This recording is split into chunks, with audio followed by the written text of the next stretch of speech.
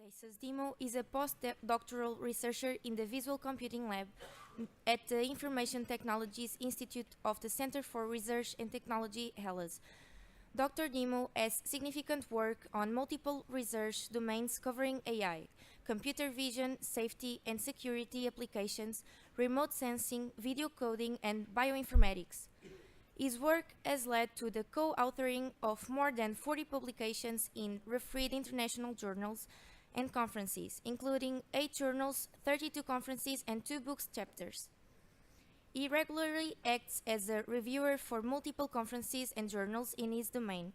He has been involved in 13 EU research projects, undertaking significant roles, leading to being appointed in the EU Series Security Expert Group. We give the floor to Anastasios Dimo for the roundtable Better Together, successful synergies between organizations, countries, and sectors to improve the cyber and physical resilience of public spaces against terrorist threats.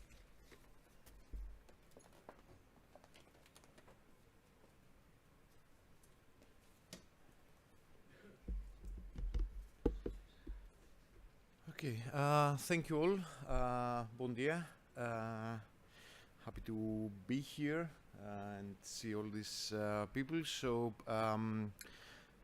let's start with the presentation of the panel for today. So I would like to call to the stage Yves van der Meer, for the project coordinator of ECTEG.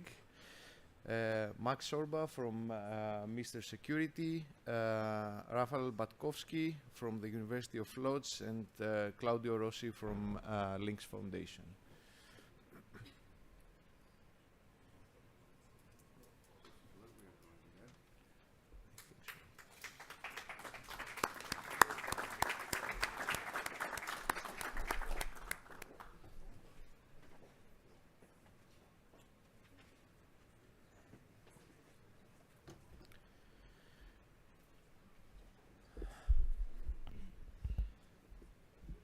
So I will try to give a short introduction about the topic that we are going to discuss today.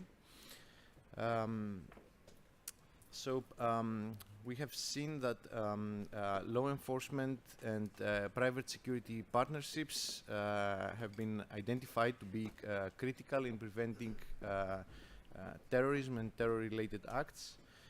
The private sector owns and protects approximately 85% of infrastructure around the world, and while local law enforcement agencies possess threat information regarding the infrastructure, the law enforcement and private security partnerships can put vital information into the hands of the people who need it. Thus, to effectively protect the public spaces, law enforcement and private security should work collaboratively, because neither one possesses all the necessary resources to do so alone. So in this framework, we are going to have a short introduction of the panel and the work that they are doing, and related projects that they are working on. Then we will go on to discuss more about these partnerships, the potential benefits, barriers that exist, and measures that we can take to facilitate and to improve this collaboration. So we will start with Dr. Claudio Rossi, who is working for Links Foundation. He's the leader of the AI and security group, and he's also working for the Atlantis project that he's going to present us. Claudio? Thank you, Tassos. Thank you, Tassos, and thank you all. My name is Claudio Rossi, and I work as a program manager at Links Foundation.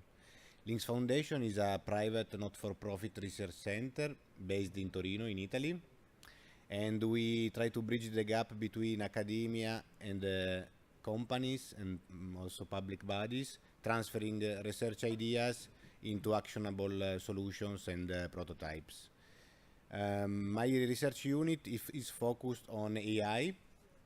So we are a master of AI technologies, and we applied these technologies in several domains. During the last 10 years, I had the opportunity to work for many fields, including security, where I also led some projects, and building up some competencies, especially on the emergency management on natural hazards. The good thing about disaster risk reduction and the emergency management that many ideas and many methodologies can be applied across different contexts, including the improving resilience to critical infrastructure or public safety. So it is very interesting for me to be here, and it's been very interesting to work in the Uprise project for this reason, to see how things can be knowledge can cross-fertilize different sectors. So now I will give you a brief introduction about this project that is in its initial phase, and is about the protection of critical infrastructure in Europe. So one of the main priorities that the European Union has set for this period, so 2020-2025, is the protection of the critical infrastructures.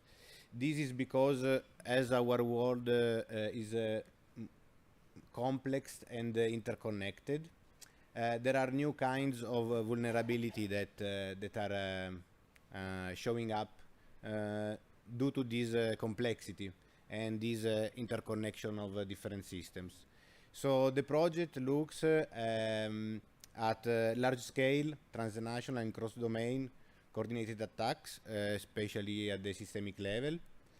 And we know that we are living in a world where the threat landscape is also complex. So we can have different kind of threats, cyber-physical threats, so of mixed type, that can disrupt our systems. So attacking one critical infrastructure may result in complex cascading effects that are very difficult to be assessed. And also we live in this world where the climate change is a reality that we are observing, and these rising temperatures and imbalance in the climatic condition, in the weather condition, creates very intense natural hazards, so very extreme fires, floods, or hurricanes, etc. So there are these two kinds of threats, and they can hit at the same time or very near to each other. So the situation to be considered is quite complex. That is why the Atlantis project was born. It counts 37 partners from 10 countries, and it started the 1st of October 2022. It will finish in 2025, and it was submitted in response to the topic Infra 0101, European infrastructure and their autonomy safeguarded against systemic risk. So the mission of the project is exactly to consider this evolving risk and large-scale combined cyber-physical threats, and propose solution to increase the resilience of critical infrastructure in Europe. It has a total funding of about 13 million, a total budget about 30 million, sorry, with a funding about 10 million. This is because a lot of companies are involved in the project.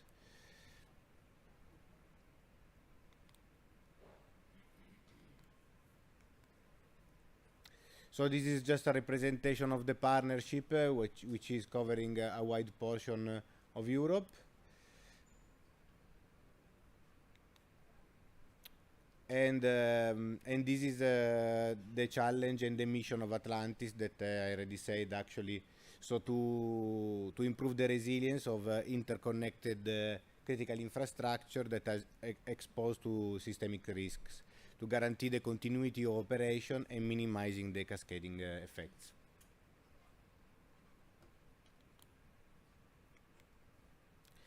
So in Atlantis we will experiment within 3 large-scale pilots. Large scale because they include several infrastructure that are connected. In this case you can find a cross-border pilot in transport, energy and telecommunication. So we included here the rail transportation system of the north part of Slovenia and also north part of Italy. Then the telecommunication system again in Slovenia, and the port, 2 ports, one in Slovenia and the other in Croatia, and also the rail transportation network and the road transportation network of the north part of Italy up to the Frejus tunnel that is connecting Italy with France in the east part. Is near Torino where I am based. So the assumption here is that disrupting operations over this critical infrastructure may have cascading effect on the other. So the project is to deal with this complex situation, multiple organizations speaking different language from different countries. The second large scale pilot is in health, logistic and supply chain, but it also entails border control as it is in a region that is in the border of Europe. And so these may create different challenges. And here the critical infrastructure considered are hospitals and also the systems, ICT system for the electronic prescription that give the access to the hospital and to certain services. We have a public body, especially in Greece, and also software that controls the border and the immigration. The third large scale pilot is in fintech. This is mainly for cyber crimes and cyber attack to the financial system. We know that nowadays this is also an hot topic, also due to the world of cryptocurrencies and everything that it deals with that.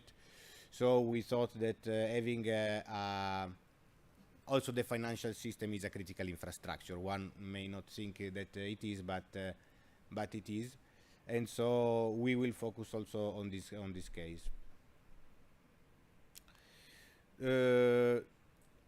Because of the complexity of this landscape, we have to cooperate with different communities and different areas.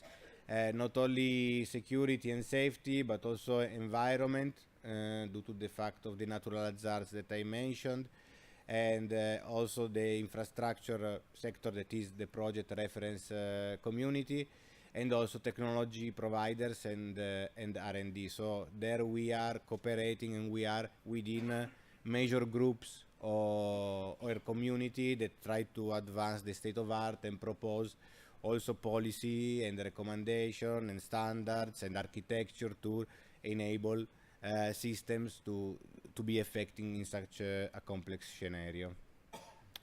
So this actually this presentation had to be by Gabriele Giunta, who is the coordinator of the project. So here you can find his contact if you want to ask for more details. Thank you.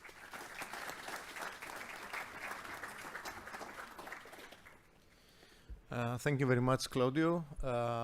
We know that terrorism and the attacks to infrastructure and also public spaces is becoming more complex, and it often involves crossing borders and collaboration between different sectors. we believe that it is important to gain experience from this extensive collaboration that happens in Atlantis about between different countries and sectors. So let's continue with the next presentation, which will be done by Max Sorba from Mr. Security.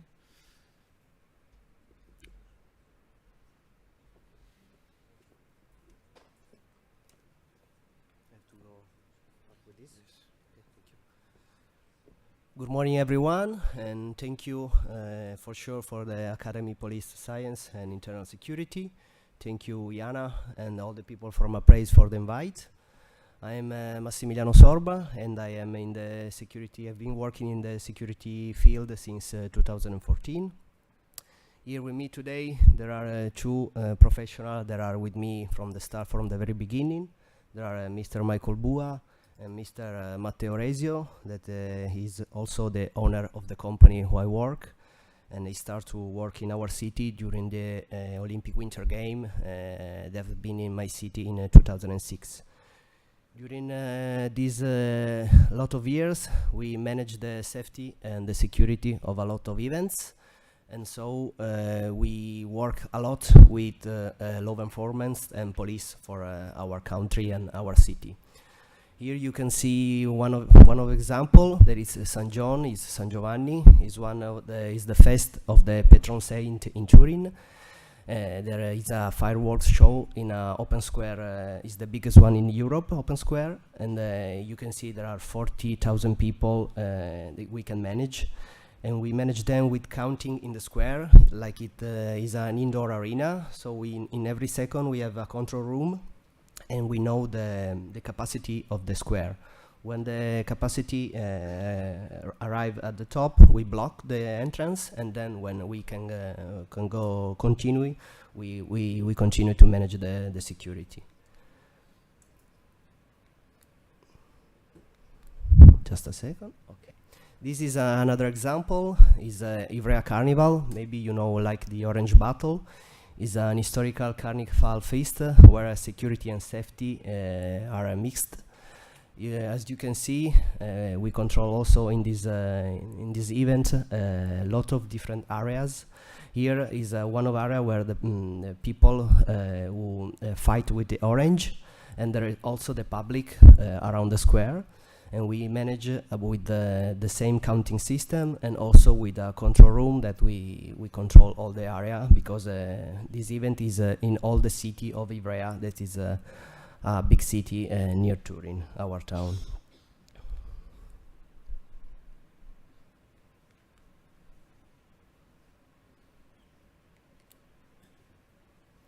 This is another example of events, of a lot of events that we manage. We have all the year we manage the events, the concert music that have been in the Palo Olimpico. This is the indoor arena in Turin. Is one of the biggest in Italy, and we manage all the events that are there during the years. At almost 70, 80 events during the year. We also manage the Olympic Stadium that is next to the indoor arena. We manage the security when there is music inside the stadium. Of course, we start to work a lot with law enforcement of our city, our country, because we work a lot in this indoor arena, and so we start to know each other, trust each other, and work together for the safety and security of the audience. This is an example that you surely know. It is globally one of the most relevant electronic festival, which is also picked as a pilot for the Appraise project. This is a 3-day event, as you heard yesterday, and it's a very difficult but challenging event that we are proud to manage, because now it's international. It start like events that it was little, and now it's so huge. This is another event that we are proud. There are a few years that we managed the Ike Fashion and Haute Couture of Dolce & Gabbana events in various locations, such as Como Lake, the Temple Valley in Agrigento, and Syracuse and Alberobello. This is another kind of the type of the security that we did. We managed the security of the model, of the fashion, but also from the audience and the clients who are invited to this party, to this exclusive party. This is another international example. There are a lot of years that we manage the presentation show and the celebration of the global leader in yachts and speedboats, Ferretti. Maybe you should know the popular Riva. And in these events are little instead of the other one, but there are a lot of important people, and so it's not so simple to manage the security. These events every year are in Monaco or in Venice, as you can see this year. In the middle there is the Teatro La Fenice, and this year in December was Elton John there. So it was fantastic. This is another international example. There are 5 years that we work together with IES in international event security. This is a company founded by Scott Anderson and Fabrizio Torre. There are two senior security managers with 20 years of experience. And every year they call us to help them to manage the security of some race. This is Rome and Mexico City last year.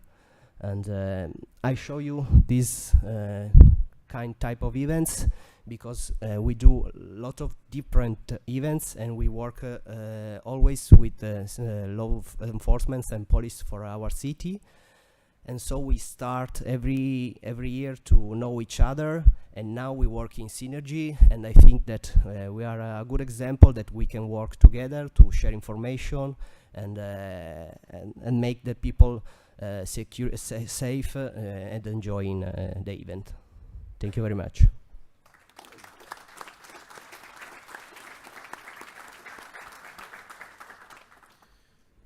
Thank you, Massimiliano.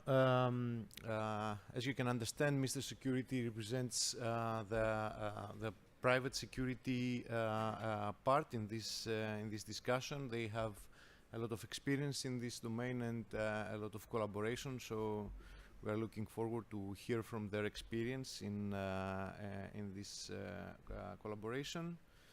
And we can go on with the next presentation.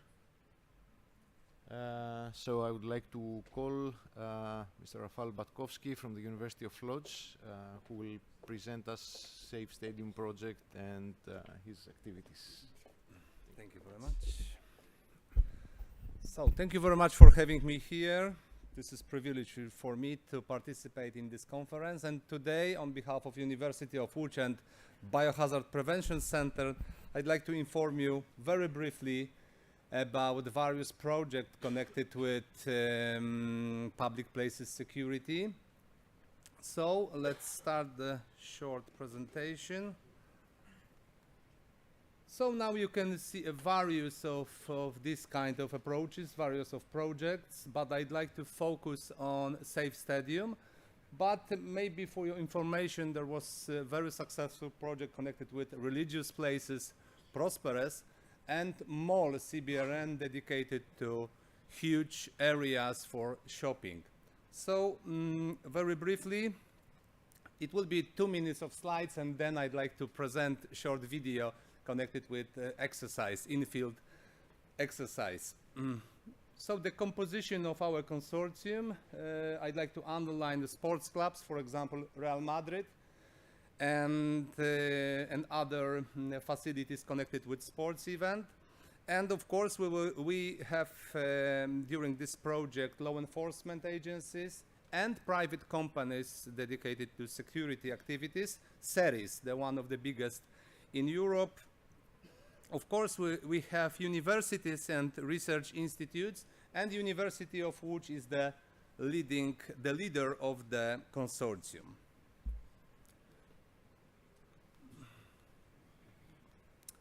some other information about funds. But I'd like to focus on, for 1 minute, on the outputs. And let's start from research and analysis, because this is the very good background to identify gaps and problems regarding the security of sports events. So it was our starting point.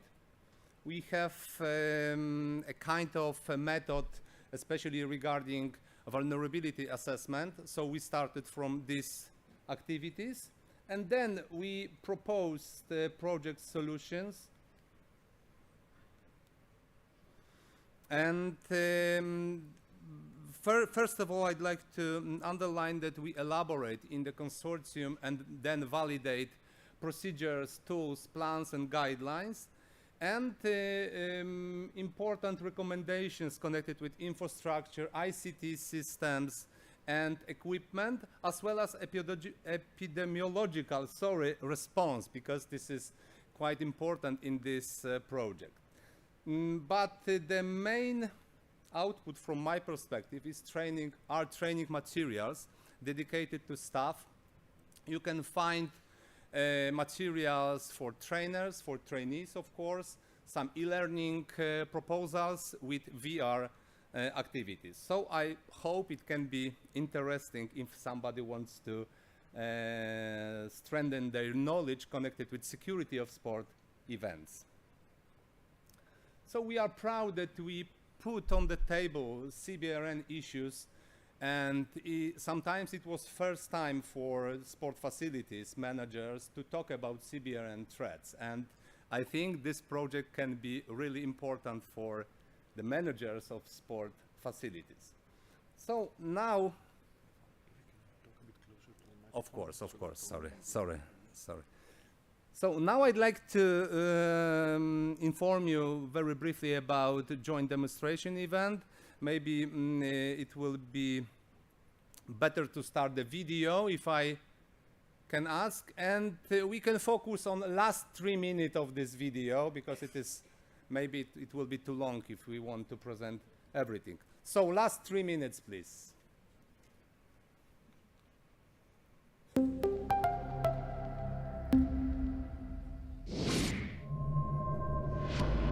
So it will be 5 minutes. So, but very briefly, very briefly from my side, we of course we started from preventive activities. I don't want to say too much about preparation process, but preventive activities, detection of threats, and of course response in the large scale. We put into this field exercise 2 important devices, you know. First of all, improvised explosion devices and improvised chemical dispersion device. And we try to use imitation of anthrax and cyanohydrogen to provide some, you know, real threats or close to real threats to the facility. And you can see this is the biggest stadium in Poland, the National Stadium in Warsaw.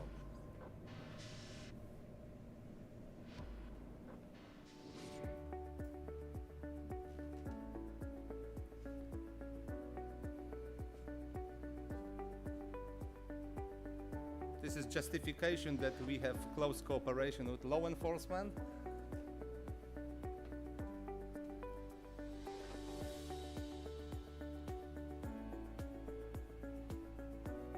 A representative from the military, border guard, of course, and other services during this event.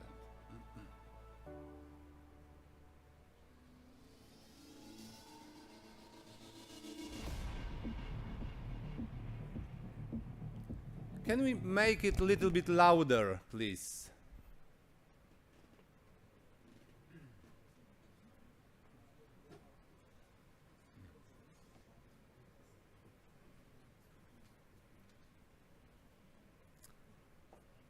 If I have 1 minute, because we just present the preparation process, but I'd like to show you the main part of the exercise, if you don't mind, of course.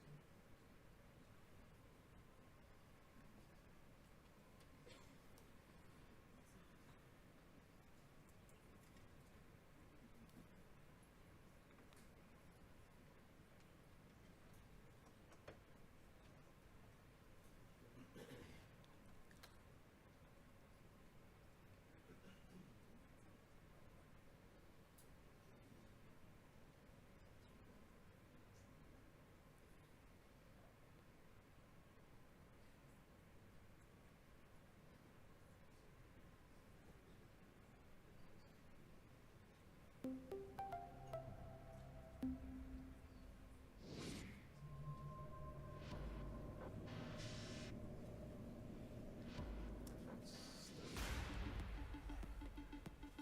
if it is a problem, we can leave it back.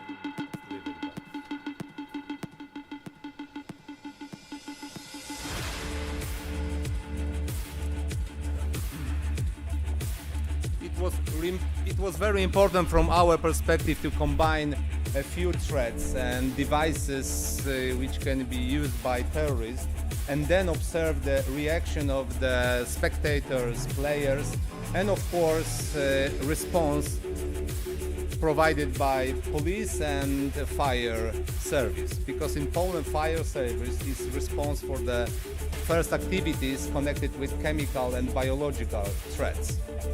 So please observe for 1 minute, maybe 2 minutes.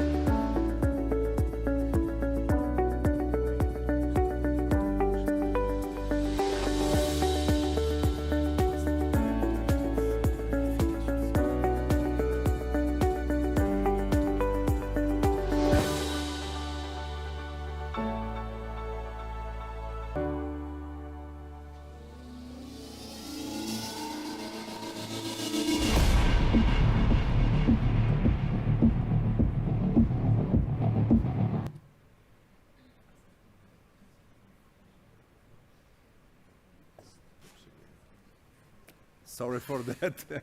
I'm still trying to present you our outputs and results of this exercise. If it is impossible, sorry for that. Thank you very much for your attention.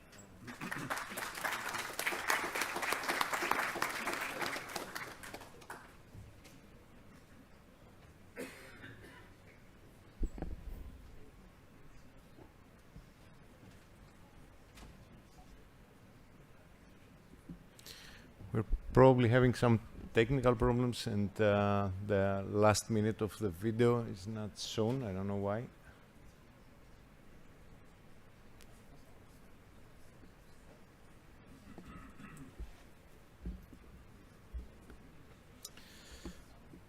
So I would propose to continue, because otherwise we will not have any time for the discussion. Thank you, Rafael, for that. We can see from this presentation also both the collaboration, but also some different aspects like CBRN and different threats. So if we can move to the next presentation, please. There is no presentation. Can we open the website? I don't know. So, okay, so I will call then Yves van der Meer to give a short introduction about his work, and we can start with the discussion. Thank you, and thank you for the invitation. I take this place because my belly avoid me to be close to the mic. So I'm a bit lazy, so I didn't make a presentation, so we will save time. In short, I'm representing ECTEC. So in NATO, alphabet is Echo, Charlie, Tango, Echo, Golf, .eu. Don't go no, because listen to the presentation, but later you can visit the website. Everything is explained about what we propose. Shortly, my background, I was doing 30 years police officers in the Belgium Gendarmerie and later on the Judicial Police, because we merged the forces. And I contribute to the creation of the cybercrime unit. So the topic of this conference is about terrorism, among others. And as you probably guess, cyber is now a playing field for the terrorists. Not only disruption of services, but also disinformation, conspiracy theories, spreading, all those type of things. 30 years ago, pioneers from law enforcement in Ireland, mainly France, Belgium, and people from universities, and also that's why it frames perfectly with your panel, stand together and says, why should now we cooperate? And they were a bit idealists, because, you know, from the police side, you have some phantasm about universities, and from the university staff, they have also, and researchers, at that time, they have some phantasm about what the police is doing. It was not easy, but the pioneers worked well. And now ECTEC is, since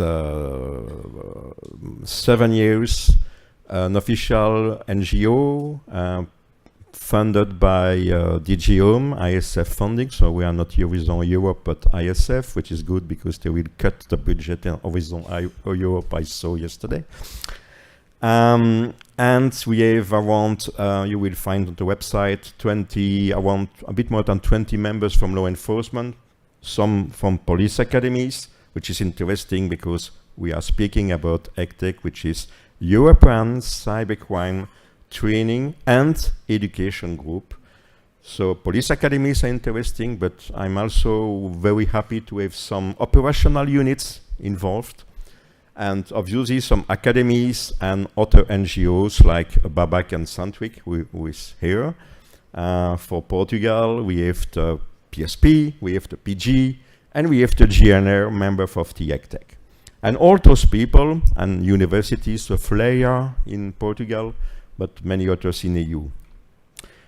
Then we identified the gaps with the support from Europol and from CEPOL, which is the European College of Training, and also contribution from the experts. And then we decide about on what we will put the money, and we bring the experts together to develop training materials. And the only restriction is that the training materials are for law enforcement only. But most of you are working on the good side of the force, so you should be able to have access for it. The good news, it is for free.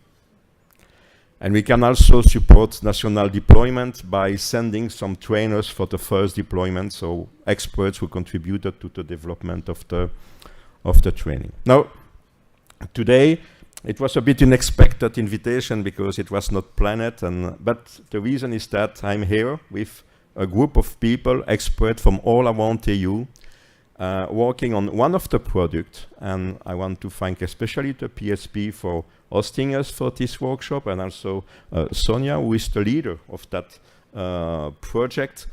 And the aim of the project is to address the need for people who are sometimes or often forgotten. That's the first responders. The colleague who is on the street, the colleagues who are welcoming the victim, making a complaint because victim of cyber, and all the colleagues making investigation on whatever, terrorism, firearms, traffic of piece of art pieces, and so on and so on. Those people are not IT skilled. However, they need to know a bit how to see something and to understand and to have some awareness on some phenomena.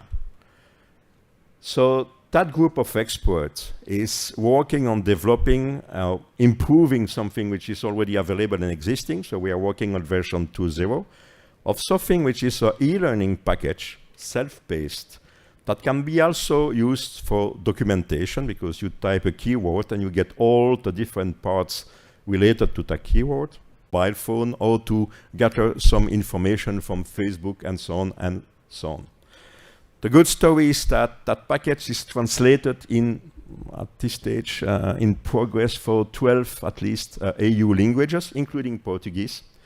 And for example, the German package, once deployed by the BKA, so last year, all police officers in BKA, when they connect on the portal from the police, get access to the eFirst package. The week after, the prosecutor office from Germany asked, can we have access too? And the answer is, why not? And that's because we have the light version, because they don't want to go to all the technical things and so on, but to understand, and that's very important, what they can ask to the police to deliver in the investigation. what additional forensic tasks can be conducted, helping to improve the cooperation between the different layers of justice in our democratic countries. So the project is for life project because we need to update all the time. And yes, available for free. But if you go to the catalog available on the website, so ecdeg.eu, the wonderful catalog, very summarized because that's the public version, not all details in it. You will see all the course available for free. Now, I don't have a video to show, but I will save time. If during the breaks you want to visit the workshop, is at the end of this corridor. You will meet people, so two have to leave today to take their flight, but I think there are still 25 people working, and you can look to the demo. It is law enforcement restricted. Whoever ECTEC members are more than welcome back. But you are welcome, so if you want to say hello and to say a small demo of some parts related to your favorite topic, ask the people there and they will be happy to welcome you with Sonia giving all the explanation for the Portuguese people if they need. So.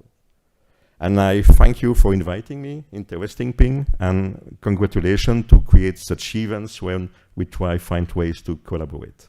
Thank you.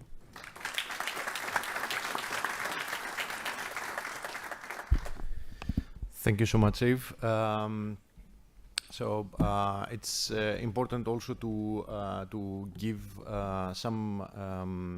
to stress also the cyber attack part of the problem. So let's quickly start with some questions for the panel. So the first one would be to what are the benefits of this public-private collaboration for each stakeholder? And I would like to start with Massimiliano to tell us what are the benefits for the private sector. Thank you. As I said before, in our situation in Turin, we are very lucky because we start almost 10 years ago to collaborate with the police force of our town, our city, and all the law enforcement. At the start, of course, it was quite difficult because we have to know each other, and it's difficult to start to share information with someone else.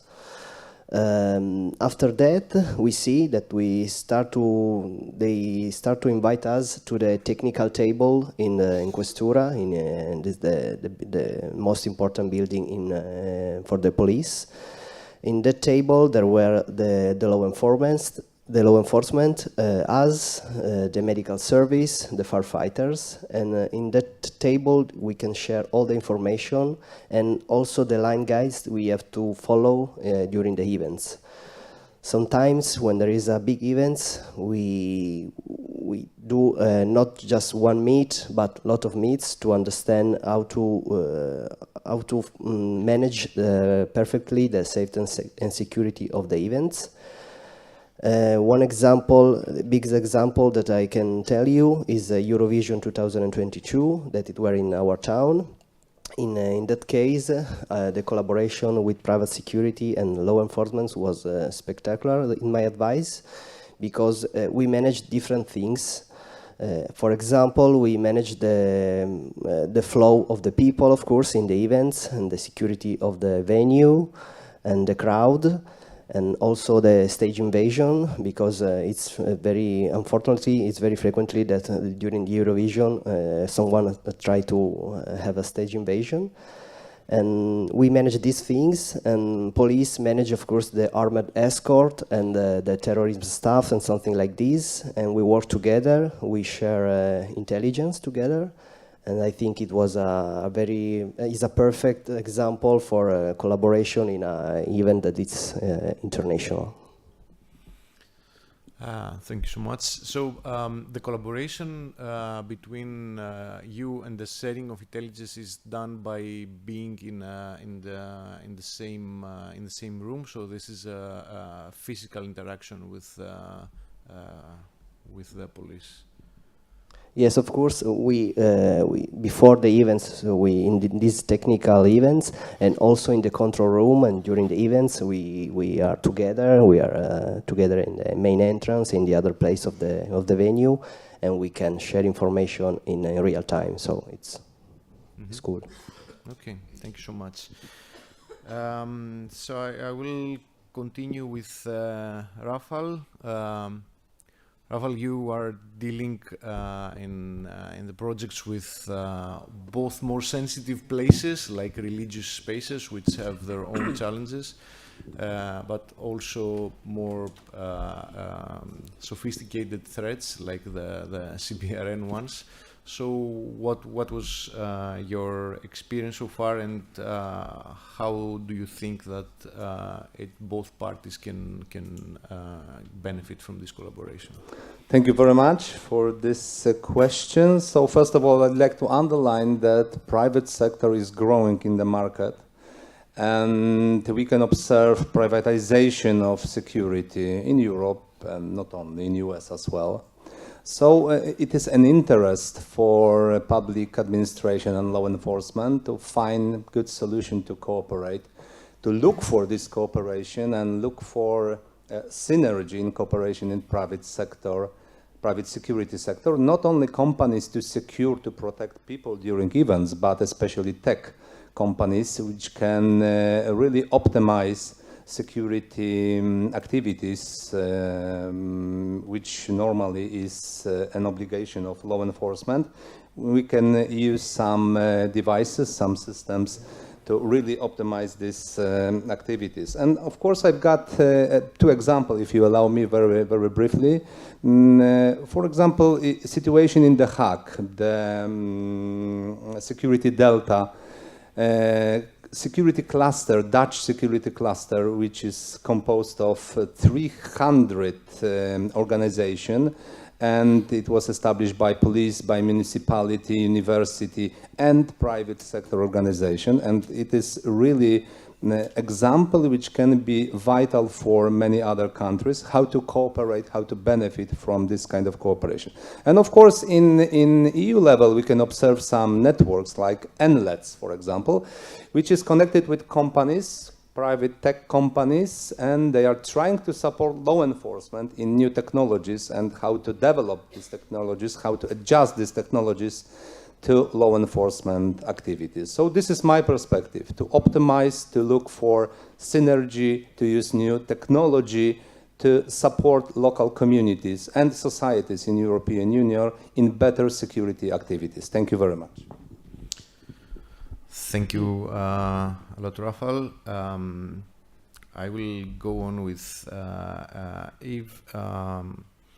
What about the cyber aspect? So this is a bit different. So what do you think that will be the benefit of this collaboration in the cyber attacks field? Working? Yeah. I only partially agree with the previous speaker. I believe that all initiatives are welcome about security.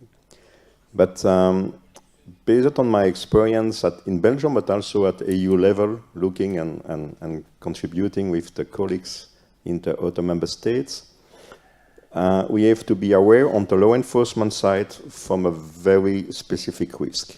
And not only in member states, but also if you look to Interpol or Europol. The collaboration with the private sector is quite efficient, but at some point, because a lot of constraints in the law enforcement, mainly lack of money, and lack of possibility to promote the people to better position in the law enforcement if they have, let's say, those skills and competencies that we are looking for cyber attacks. The temptation, which is encouraged by, let's say, the devil, which are the private company, but it's only to make a joke. And that's, let's say, oh, we will do the work for you, we will do the work for you. And some managers are into law enforcement are quite happy with that because they are looking to the backlog. They are looking to the needs for now and the present.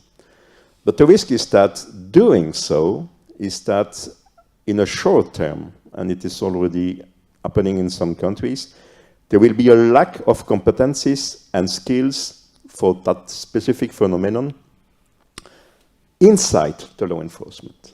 Meaning that at some point, so imagine, for instance, I remember, for instance, a large company coming to the law enforcement and say, don't do that. We have the money, we have the specialized software, we have a lot of expertise, we will do that for you. They said yes. And then imagine, in a totally hypothetical scenario, that a Russian oligarch put a lot of money on the table and buy that company. The Hegelian control on the security is something that we have to protect and to preserve. But again, not working against some synergies and initiatives with the private sector. But at the end, law enforcement and all what needs to be there to protect the citizens after the crime, but also before the crime, needs to stay in the Hegelian hands, so meaning at governmental agencies, including law enforcement. And to avoid that risk, I think that good processes and good agreements will facilitate that, like avoiding the fact that all the tasks are transferred to that, and also to sensibilize the people with the money, meaning governmental level and political decider, to fund more the law enforcement in a way that they cannot compete, but work together, but at the same level, well balanced with the private sector. Mm-hmm. So are there any good examples, because you have mentioned a bit more the challenges, do you have any good experiences from this collaboration, some examples that you would share? Yeah, there are, and only look, for instance, to not speaking to a country, speaking about Europol with a lot of countries involved and the private sector. An initiative like the No More Ransom project. So you perhaps know about the phenomenon which is the ransomware. Your computer is infected, everything is encrypted, and obviously they have some money, cryptocurrencies, which is also something to learn to the people how it works, or to teach, sorry, to the people how it works. So the No More Ransom project is merging or gathering law enforcement entities and private sector, so mainly antivirus companies and so on. So soon that a decryption key is discovered by one of the partners, it is injected into the project and available for all the citizens for free. So, but I was watching the elaboration of that project, and all, I will say, the legal issues were addressed before. And still now, they are sometimes thinking about some, some updates, some modification to the things to be sure that it works smoothly for the end users, the citizens. Mm-hmm. Okay, thank you so much.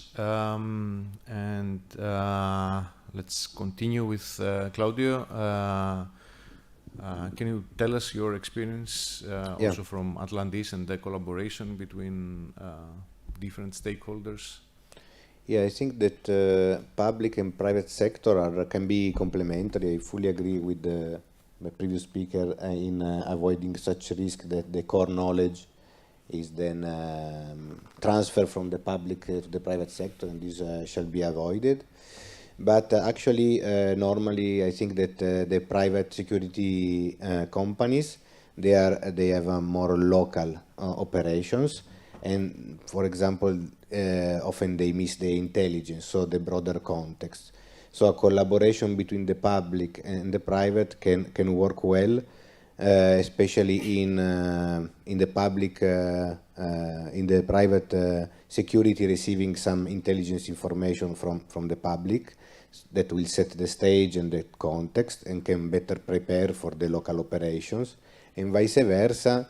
The private security companies can offer additional support, so resources, So in this case, the resource will be optimized, and there will be a better security for the general public and the event or whatever it is being protected in some local context.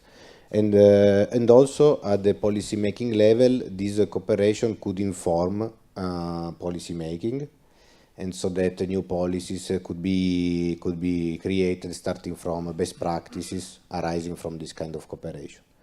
Of course, it is very important that the operational procedures are clear and the repartition of the roles and the responsibilities are kept clear. Okay, thank you very much, Claudio. I will note two things from the discussion, and one is especially regarding the physical security and the partnership in this domain. Something that was also mentioned yesterday, that that there is a handover between the private security that is the first to be there, handling the responsibility to the police, especially when the event is terrorist related, and also a second handover that was mentioned yesterday for private security to let's say clean up the scene afterwards. And I think that this can save resources from the police. So I believe that this is important. The collaboration is important. And the second one, regarding the cyber part, I understand that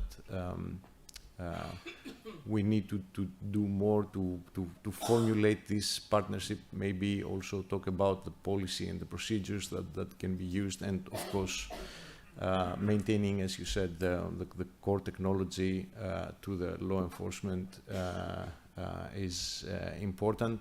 Probably this is also a good point of discussion, Sergio, for the next panel. How all this knowledge can be informed to law enforcement agencies and be reused. Okay, so let's go to the second round of our discussion. So let's discuss a bit about the barriers that exist in this collaboration. Rafael, can I start with you? So move back for 1 second to the previous discussion. So I'd like to underline that it wasn't my idea to sell any police activities to the private sector, but as a police officer, because this is my background in Poland and in Europol, I'm sure that there is so many knowledge, so many new information, new activities from all over the world and from private sector that can be very benefit in police activities, in normal police life. So this is my idea, to have close cooperation and to find synergy between this organization. And to be maybe for 1 minute apart from the cyber sphere, just go to the physical security and security dedicated to local communities. I'd like to underline some barriers. This is lack of trust, of course. This is a well-known situation in many areas in the European Union, and sometimes the lack of faith that it can be important to cooperate, because we know everything sometimes, so we have some tools, we can organize situation, we can provide a proper response, but if we start to cooperate with private companies, with other stakeholders in the local environment, sometimes we can provide better solution for the society, and it can open a new area of cooperation. And I'd like to underline EU project. This is very good examples how to cooperate and how to be beyond of these barriers and build the trust between public sector and private sector. And I think we can of course identify barriers and provide some solutions against them. Thank you, Rafał. Claudio, can you give us your insight? Yeah, so some barriers that can hinder the collaboration between the public and the private sector are multifaceted. So I'm a technical guy, so I look into the technical stuff normally, and so for me it is very important that the systems, ICT or digital communication systems, are interoperable. And there exist many levels of interoperability. We have systems that are not interoperable because they are not able to communicate. So they are closed systems running within private organization and private servers, and they don't have the capability because they were not designed with this collaboration and data sharing in mind. There are systems that can be made interoperable.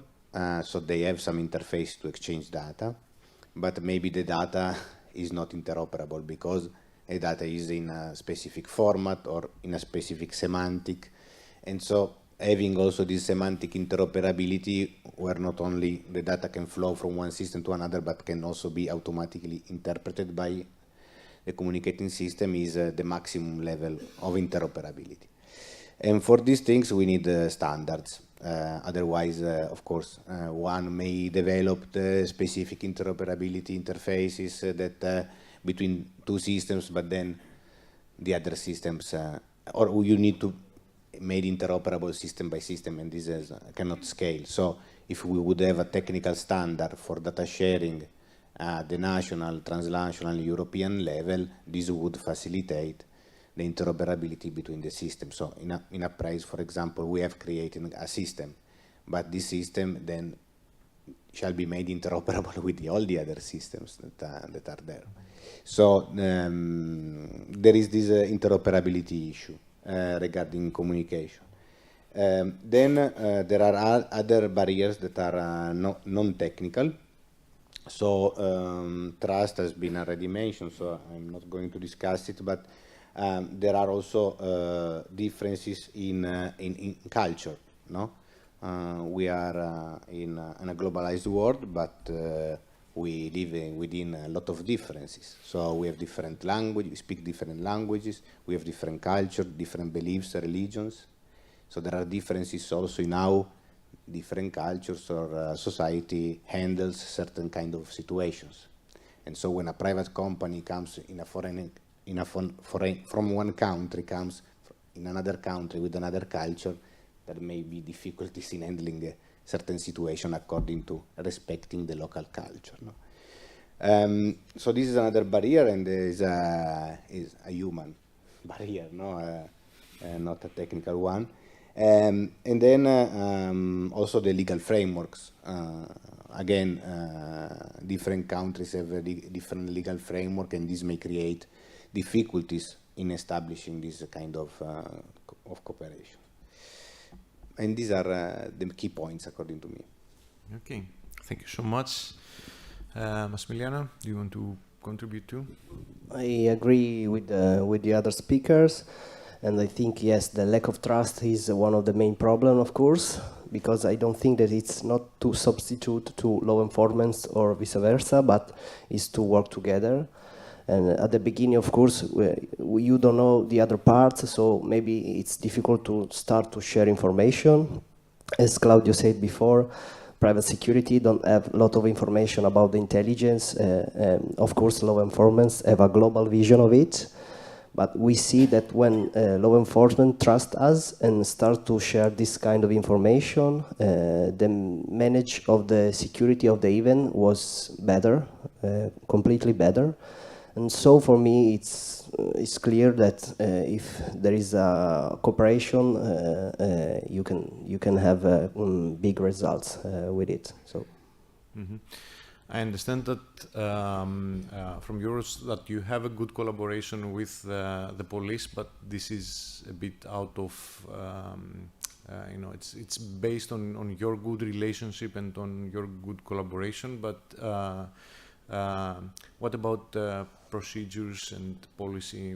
How whether this could be made more official and standardized, maybe? Yes, that's the point, that there isn't written not so much procedure or line guides. So I think that we have to focus on it, to start to write a clear procedure that everybody share and everybody knows.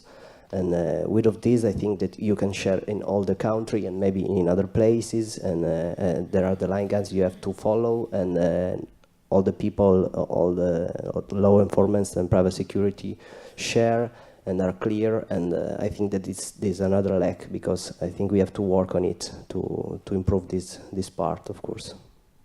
Great, thank you so much. If I think that you have started talking about barriers already from the previous question, but please, if you have anything to add or stress. No, thank you. But I like what you explained as barriers, but we forget something, which is the chance that we have to be in EU. First, because all those projects are EU funded, but also, if I look to the workshop in the group there, I have people from Sweden, Finland, Portugal. If you speak about difference of culture, it is a difference of culture. Also about difference of legal procedural code and so on. The chance is that, and that's the same for all the things. I saw somebody from Turkey a long time ago working aside somebody from Greece. If you put two law enforcement people working on the same task, which is fighting the crime, they will forget those differences of cultures, which are still existing, but it will adding, I will say, a bit more subtlety, richness to the final output, and the barrier will then become nice opportunity to contribute together. So that's that parameter well identified. If we play well on working, like you said too, on putting those people together and that they know each other. However, people are not organization, and we still need to be very careful with that everything is transposed. The second type of things that you mentioned is I was evaluator of many EU projects. I don't know a single one who was fully sustainable, meaning that at the end of the funding, the project continue as it is. But if the projects are designed, what you speak about interoperability, I think it's more about modularity from my point of view, as my technical point of view. Some modules will die. And that's not a problem, because if it's well interoperable, other modules will then be usable by, let's say, for instance, case management system. But most of the police have their own case management system. But you need it to demonstrate your project efficiency. But at the end, probably nobody will use it at the end. But some modules, and especially now in the age of artificial intelligence, with the API, so the connection between that service and other services, and the interoperable features, those modules will survive and will be adopted by the member states at national level. And I think what you identify are barriers, thanks to the fact that at some point we are all together at the EU level, it becomes quite nice opportunities to do better and to deliver things which are at the end quite beneficiary for the end users. Okay, thank you so much.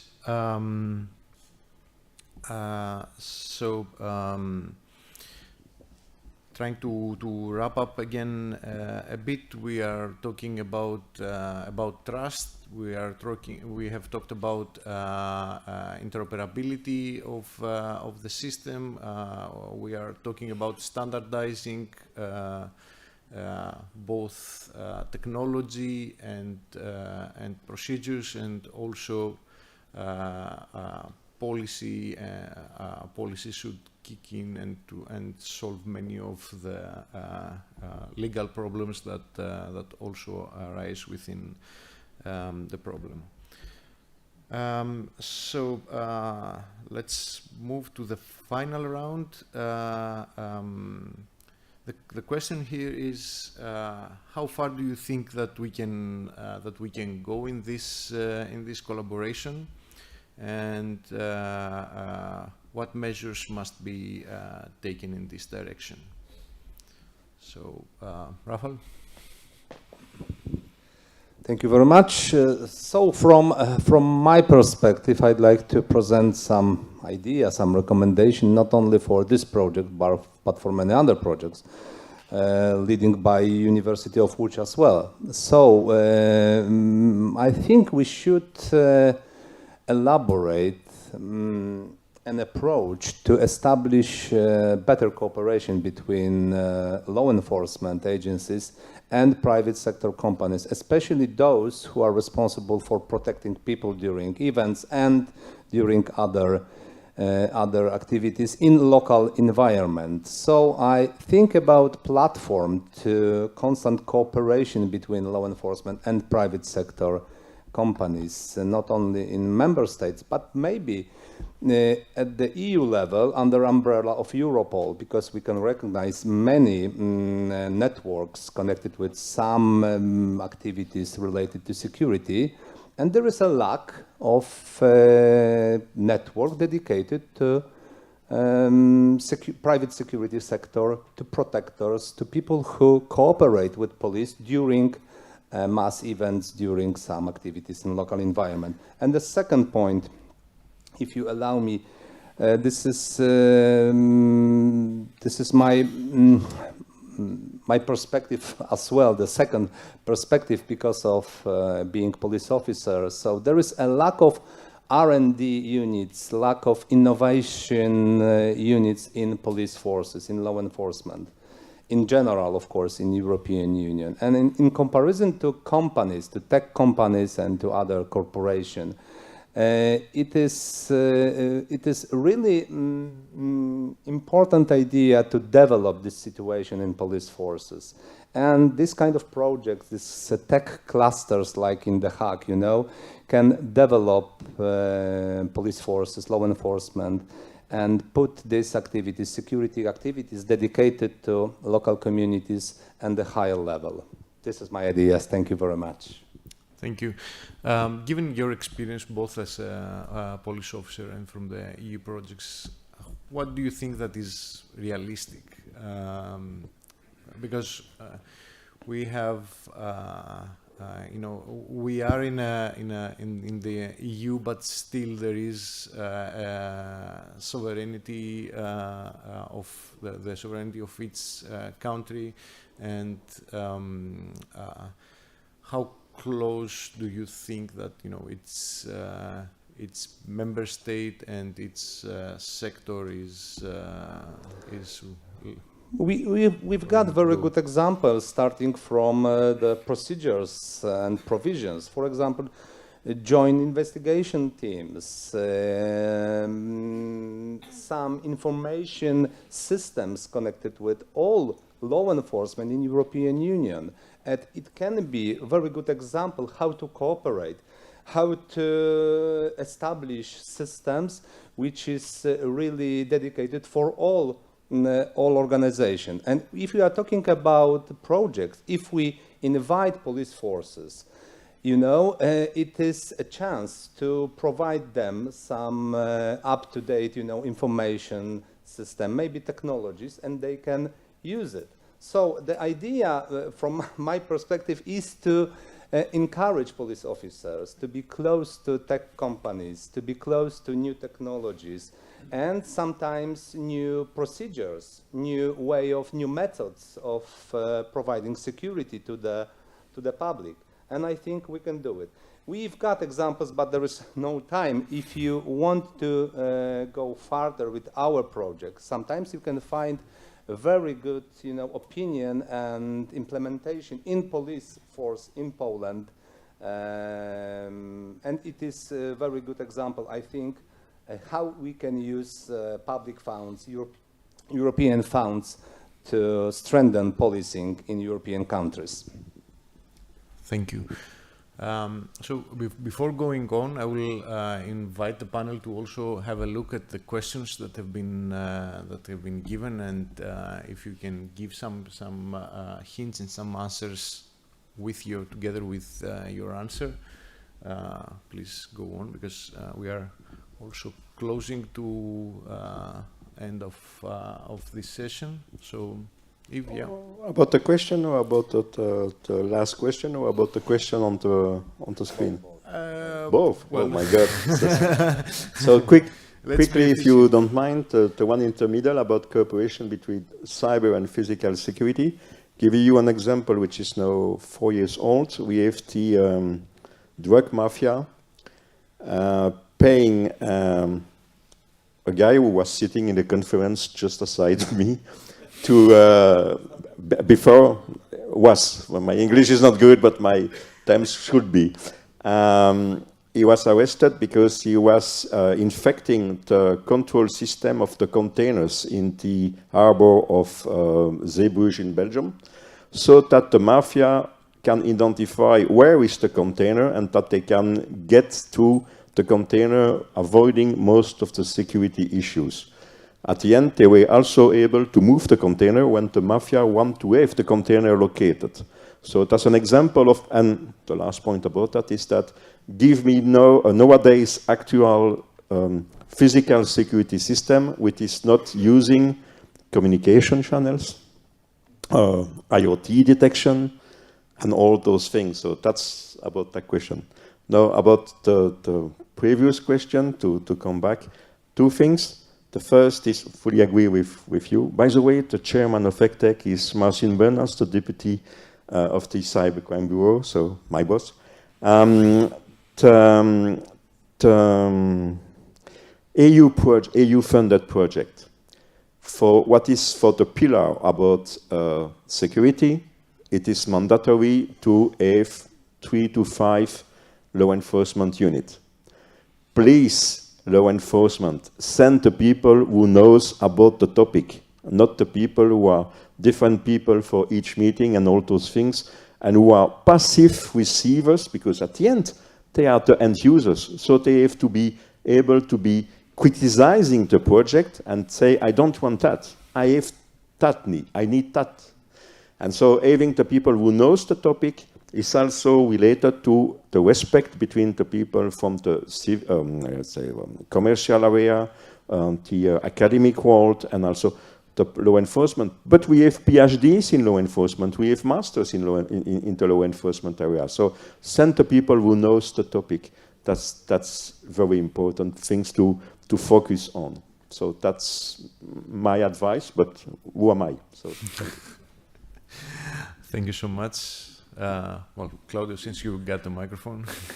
Yeah, so I strongly believe in the benefit of being in the EU and this EU context. So take this opportunity to thank the European Commission for funding these kind of projects, because thanks to this collaboration, which is not only between the public and private sector, but is between different sectors and different disciplines, technology providers, law enforcement agencies, etc. We learn from each other, and from our side, for example, the technical provider, we learn how to orient the research and innovation towards real needs, so that what we do at the end of the project is not wasted or closed in a drawer forever. So nowadays the technology allows for the reusability and modularity, so we always now since 10 years now, develop solution that can be reused, so divided in different modules that can be detached and then interfaced with other solutions. So I don't think that the problem is on the technical side, because the technology nowadays allows to make reusable systems, secure system. Of course, you need to master certain technology, but the capabilities are there, and we need to continue to evolve in that, because there is always the war between the white and the black hats, no? So once that technology is proposed and seems to be a solution, then there is a black hat that finds the bug or the hack to breach this technology. So in my opinion, we need to continue this kind of cooperation for this cross-fertilization and knowledge sharing. And also we need to, I think, it will be good to establish some sort of way to collect best practices, because another problem in what we do somehow is that we are not aware of everything that is happening in Europe, no? All the experiences. So many times maybe we reinvent the wheel, no? We spend the money and effort to try to do something that has already been done. So this best practice sharing protocol or system would be very, very important to reduce this inefficiency and go faster towards the future and the evolution. And then also, yeah, this I think is the key point for me. Okay, thank you very much, Claudio. Massimiliano, I have also a question for you. I think that if you include public transport in event security, I think that it goes to you mainly. It depends in which events, but normally police manage this because it's public order, the public transport. As what can I say? It's what I see with the Appraise project, and from the pilot in the Kappa Future Festival, I see that it's possible, because we were sitting with the local force of Turin in the same control room, next table, and we share all the information with trusting each other. I think we have learned a lot from them, because of course they know a lot of things, intelligence more than us. I hope that they learn something from us, but I see that it works, because we tried the pilot, we physically tried the pilot, and everything was good. So I think that it's possible, and we just only have to continue to improve and go again with this. So, thank you. Okay, thank you so much. So I keep from all of you that you are optimistic that we can go forward. Of course, it's not easy, and I think that it will take time and collaboration. So this is something that can gradually happen, but I believe that the barriers, they are not so strong that it's not possible. So I will try to go also around the remaining questions. So will the synergies be strong enough for allowing LEAs, stakeholders and public never to walk alone? I think that that the result of this discussion is that there is a potential. Also, the public is mentioned here, something that was not stressed a lot in the discussion, but probably also the community can play a role in this endeavor. There are some projects, some European projects about community policing, for example, that could contribute also besides private and public security. But yeah, we are optimistic that that we can do better. What you can improve in the collaboration with the public sector? Well, it's a lot of things can be said here. We have talked about information sharing, which is sure one thing, but also this collaboration can be fostered by training and joint exercises between public and private security, and of course the time with the collaboration and with time, I think that it will get better. What was the most complex issue when presenting the systems to the police? Was it easy? I don't know if from the panel. Rafael, what is your experience with the presentation of technology to the police? To be honest, money, of course, because we have to looking for funds to buy new technologies, and sometimes we can find another solutions, the cooperation with companies, and for example, testing process, or giving money by other entities, especially from the administration, public administration, and sometimes they can work. So there is a method to be up to date and to use new technologies, but it is of course hard way to do it. Mm-hmm. Actually, I had an interesting discussion with Sergio during lunch about this. We were talking about going back to the basics from the training procedure. I mean, from your point of view, and because the police has procedures that have been developed in times that technology was not so available, and I think that procedures must change in order to incorporate all this new technology, and to reinvent the procedures based on these pillars that already exist in the police. So I think it is important to for you that you are going to be the future of the police, especially to try to have a forward thinking on that, and think how you can integrate new technologies in the way you work. And probably this should be included also in the curriculum. And provide more funds to Sergio to do that.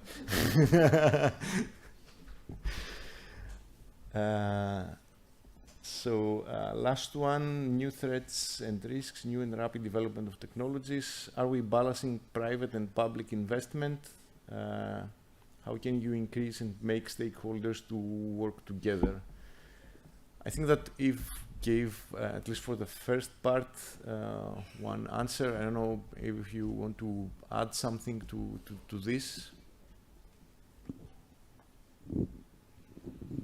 There is a factor that we don't have to avoid, is that private making investment to make money, and public is not making investment to make money. So how can we balance such efforts? That's quite challenging. And Okay, so the laser eyes of Sonia hit me too. So I would like to thank a lot our wonderful panel for this fruitful discussion. Big applause for them.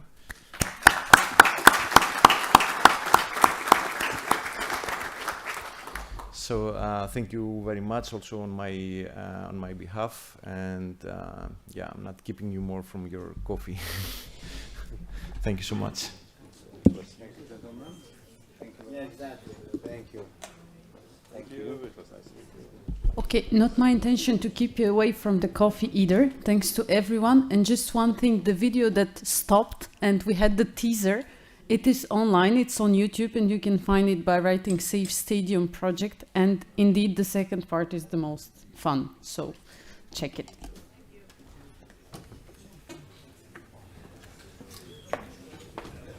We invite you for 20 minutes of networking and coffee break.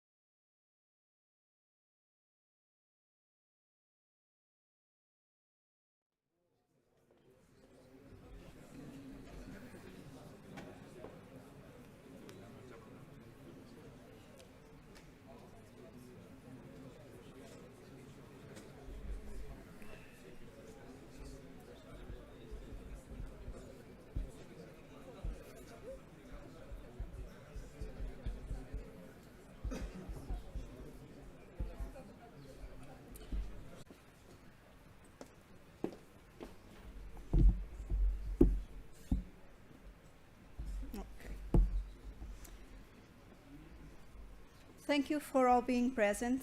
Welcome to this roundtable discussion on the most pressing issues of our time, the delicate balance between surveillance, privacy, and freedom. We gather to contemplate a fundamental question that resonates all the core of the modern society, is achieving harmonious coexistence of surveillance, privacy, and freedom, a utopian ideal, or can it be realized as a viable goal? We can state, as John Rodrigues said in the pre-event, that technology is agnostic. However, who detains and deals with technology and creates the algorithm are, for the time being, humans, which can disrupt this concept. The concept of achieving a harmonious coexistence between surveillance, privacy, and freedom can be seen like a utopian ideal.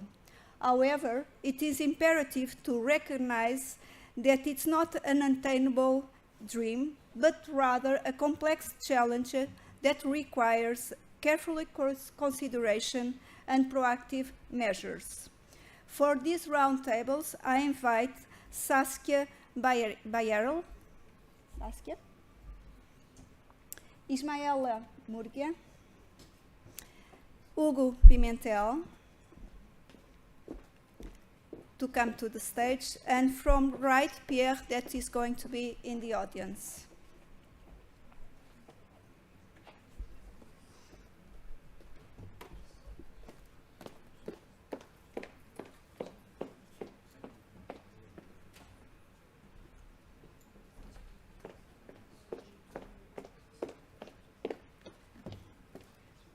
And Nina, sorry, Nina Sveska. Sorry. Thank you. We are in the power, so who runs the world? Us. It is my privilege to introduce to you Professor Saskia Bayerl, a distinguished academic and a leading figure in the field of digital communication and security. As the head of the research at Centric and a professor of digital communication and security, Professor Saskia brings a wealth of expertise, insight, and innovation to the forefront of our discourse. The floor is yours for your presentation.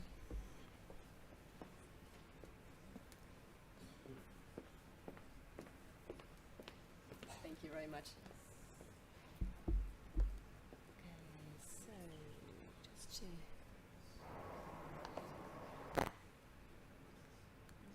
Could I get my presentation, please? Okay, good.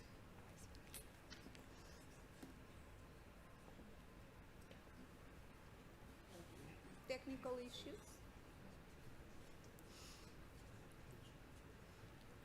There we go. Thank you. And thanks a lot for inviting me to this really exciting panel. The topic, surveillance, privacy, and freedom, utopia, a viable goal. It's quite a big question, but what it kind of got me to think about immediately is architecture. And architecture in a sense of this building, which maybe some of you might be familiar with. It's Bentham's Panopticon. And it's basically the idea that you have someone in the middle who cannot be seen by anyone else, who's observing people that are distributed around this observation tower. And he started this thought because it makes sure that the doctors in the middle know exactly which treatment patients get and whether treatments work.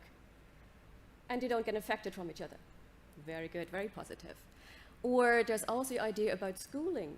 Why don't we have pupils in separate classrooms and they don't get distracted from each other? It is very effective and very efficient. And even he had some ideas around manufactories and even about boarding schools for young ladies.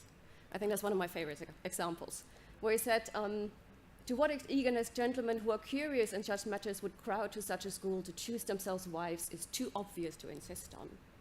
So even in the sense of values of a marriage, this idea about a panopticon would be very, very positive. So in general, he says, well, to any institution, this idea of surveillance actually can bring something very positive.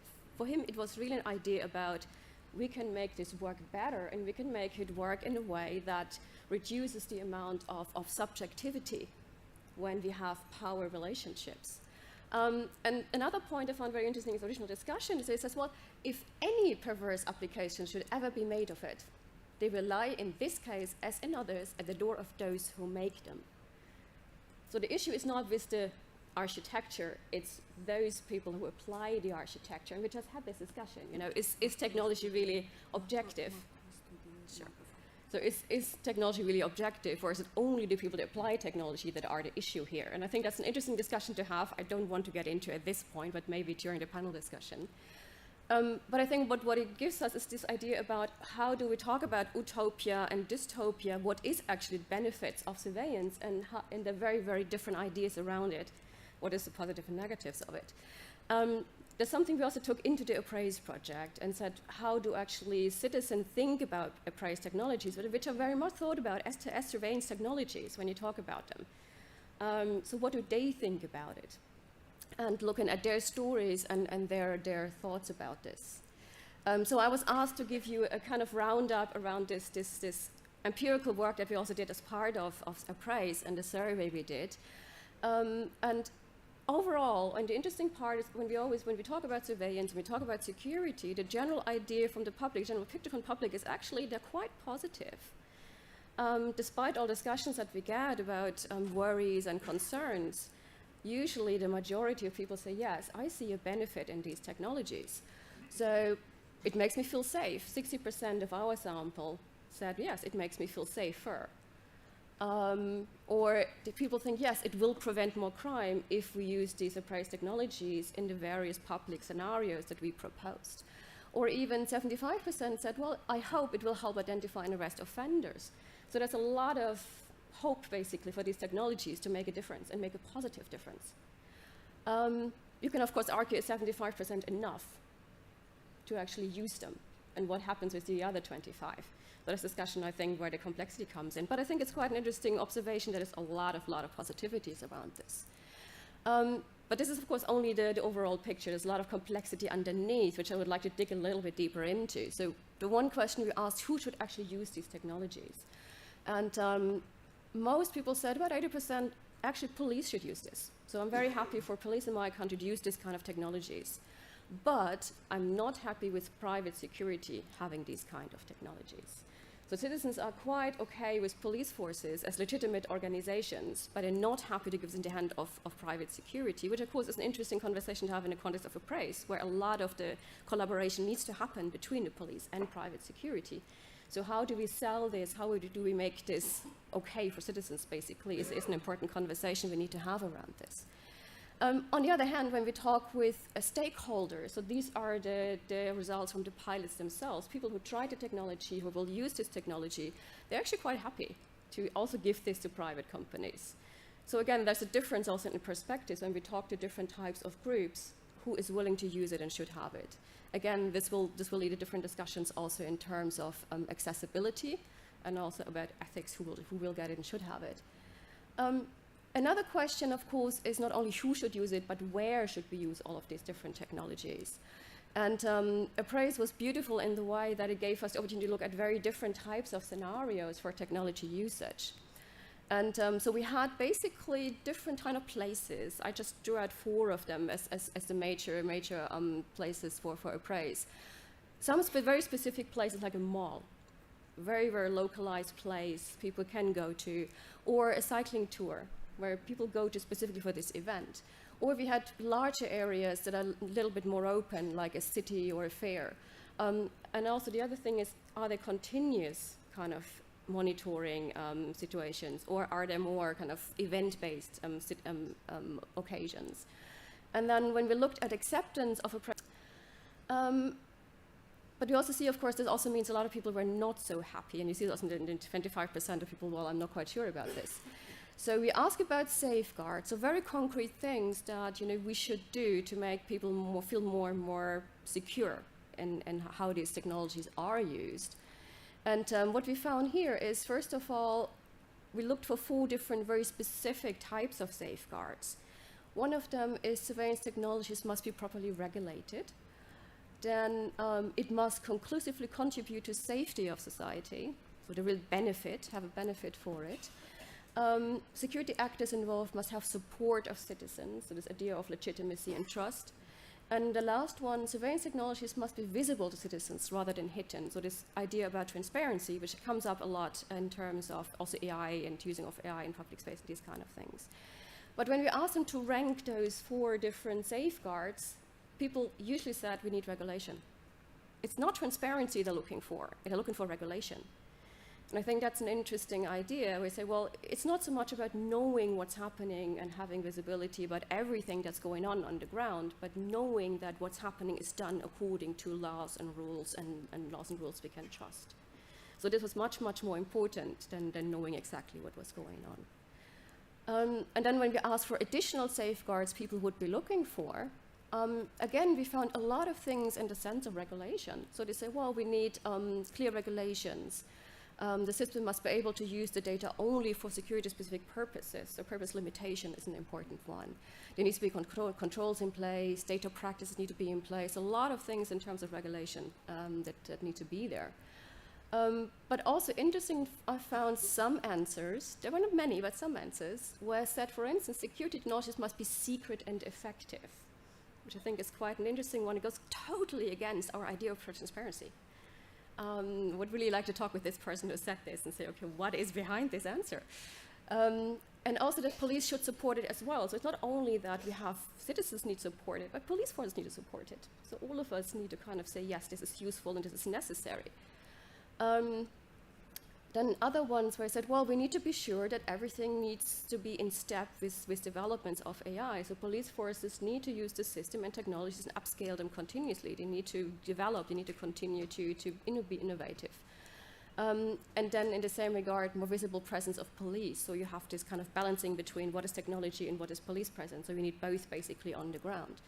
So already here you can see quite a complex picture in the sense of what citizens expect to happen, but also very concrete ideas what citizens expect to happen, and very concrete safeguards they want us to put in place if we use these technologies, which I think for me at least is quite helpful to understand. But it also shows, I think, quite clearly there's a lot of difference in perceptions of citizens. It's not a one side only idea or perspective. And if I make it super simple, I kind of have 2 different bases of trust, or crisis of trust, bases of trust, depending whether you're on the positive or negative side. So we always talk about freedom and privacy versus surveillance. And yes, there is this group who says, well, we should avoid surveillance at all costs. So one of the quotes we found in the survey was, I think that's an infringement of the freedom of everyday citizens, and that catching criminals is not more important than freedom. You have these very, very strong opinions also in the citizens. But then on the other side, you also have very strong opinions on people saying, yes, we need it. So events with large amount of people, festivals, music, anything with credible threats against it, we should use it. Anything with credible threats, which is quite a broad remit in the end. So we have people who say, well, my basis of trust is you don't do surveillance, you don't use this. And you have other people say, well, my basis of trust is you do use this technology because it makes me feel safe. So you end up kind of in between those 2 different citizen groups, think, okay, so how do we actually manage to accommodate both views? I won't give you an answer on this. Not now, I don't have time. But maybe have also time to discuss this a little bit in the panel. But going back to original question, kind of, is this an utopia or is it a viable goal? I think it's an end. It should be an end, utopia and viable goal, because in the end, utopia is something we should strive for. So having surveillance, privacy, and freedom is something we definitely should strive for, but certainly not in the way that Bentham said we have to have this prison and central panopticon ideas.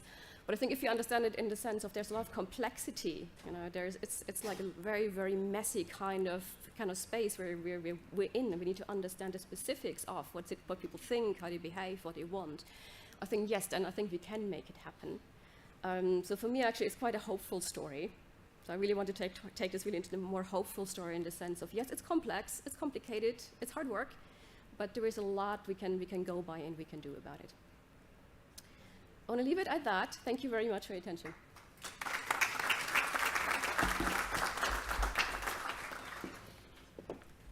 Thank you so much, Saskia, for your presentation. A question arises from your intervention. The first one is, how do we research, or how do we get to higher levels of securities? And projects such as PRAISE help us in that, can ensure transparency and accountability in the implementation of surveillance. So I think projects like Appraise can be very helpful in this regard, to have all of us on the table and say, you know, this is what we find, this is what people tell us, this is what our service interviews, whatever, come out with.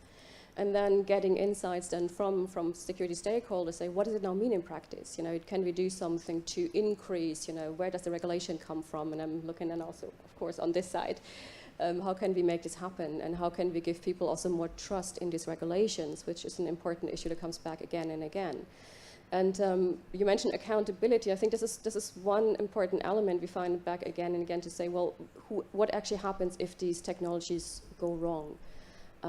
We talk a lot about trust, and trust is important. We talk a lot about kind of the transparency issue, but what happens if things go wrong? And a lot of times, this is where kind of the citizens fall short. You know, they don't know where to go.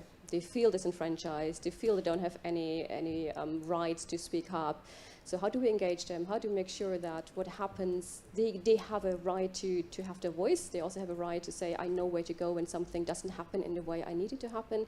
If I was disenfranchised, if decisions were made based around me or my group that I don't agree with. So I think digging into this accountability is one of the most important issues going forward, and how we can create this accountability in the security domain. Okay. I have one more question. Because if you talked about secrecy, and this is a hot point to discuss, and then I will pass the microphone to the other panelists, that what is behind the necessity, or what is behind the answer that we have to have secret security technologies? Because in here we have two dimensions, the dimension of proactive or reactive policing, and also from educational to penalty discourse from policies. So what is the mid-term between being reactive, being educational or pedagogical, and be proactive? Yeah. Let me start with secrecy, because I think that's Okay. an interesting, really interesting question. So I think secrecy is understood very often also in the sense of something very negative and something that we need to avoid because it seems to hide something that shouldn't be there. And I think that is very often kind of the wrong take around it. So we ask citizens in another project, say, well, what are limitations around being transparent about security technologies? And a lot of citizens say, well, you know, if there is a risk that operations become unviable because police have to open up their book all the time, you know, then we agree that secrecy is necessary. So I think there's certainly an understanding of also from citizen side to say there is a certain requirement for police forces to work under secrecy and to hide certain ways of operating. So it's not like citizens expect transparency in everything. I think what they need in terms of transparency is to say that these technologies actually work and they create benefits. And I think this is where too much secrecy is happening, to say, well, is it actually worthwhile using them? What are the good cases? Give me some examples where it worked. How often did it work? How often did it prevent something?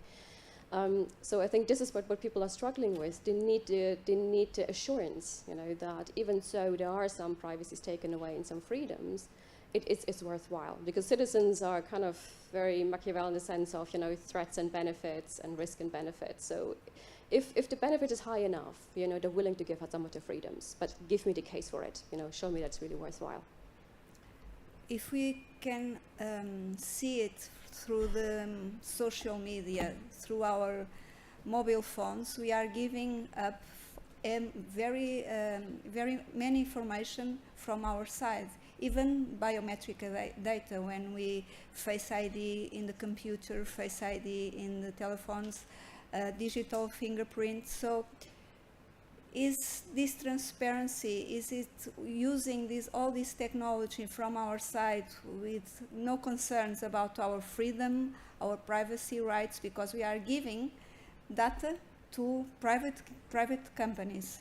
So how does that cannot be possible for instance, law enforcement? Yeah. I mean, And then I will pass also to Pimentel and the other panelists.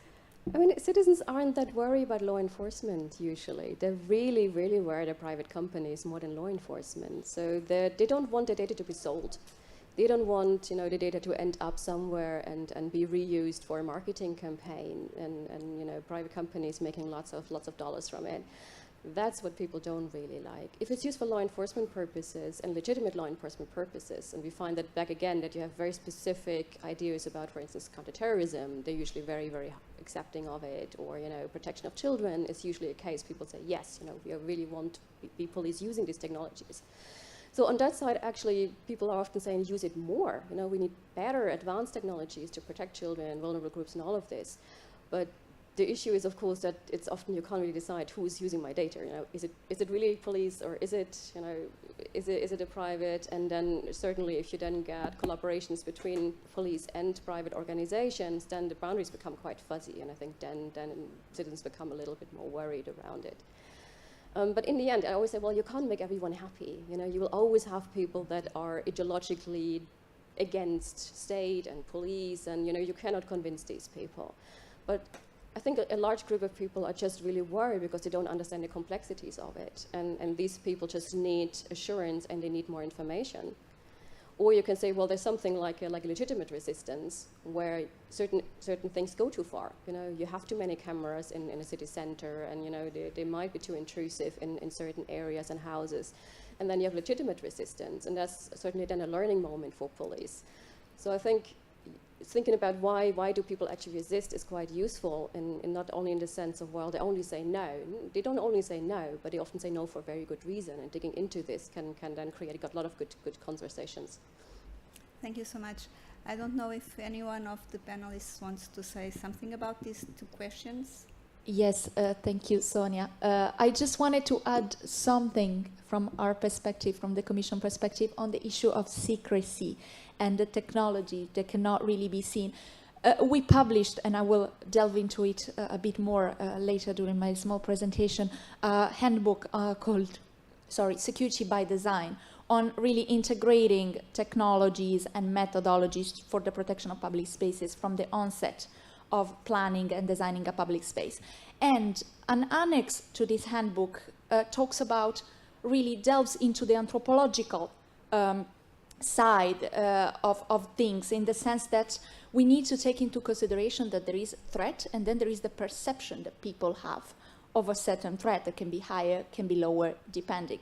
So while planning for security measures for a public space, also avoiding sometimes to create urban fortresses, as we call them, showing a lot of really intrusive technologies can help, because it gives really the users of a public space really a feeling of calmness and control, instead of having overly visible, let's say, technologies that can sometimes also create fear and create insecurity. So it is a balancing exercise, which is very hard. I will admit it. It is hard between really protecting the public spaces without making them scary, without making them too 45. And that's where the secrecy, the good side of secrecy, as Saskia was saying, comes in to me, really. I don't know if the other panelists have anything to add. Don't you want to give the police perspective somehow? Good morning. Regarding to the police perspective, for us the secrecy, it depends on the object of the use of the means. If you want to prevent anything, it would be useful if it is public. If you don't want to prevent, and if you want to repress something, I think it's more useful to be secrecy, the mean that you want to use. So it depends what is the object. For example, when we planned the security operation for the World Youth Day, for us it would be really useful to be the most publicity that we can. Why? Because the persons know that there is surveillance in the venues, and they know that surveillance is to help them. If someone lost, if someone hurt, if happens anything to someone. But for example, if there is a criminal investigation operation, I don't believe that it should be publicity the kind of means that we use. So it's the balance that we have to make, and the police officer that make the decisions have to manage that balance. So for me, as a police officer, is my point of view. Thank you so much. Then I will start to present.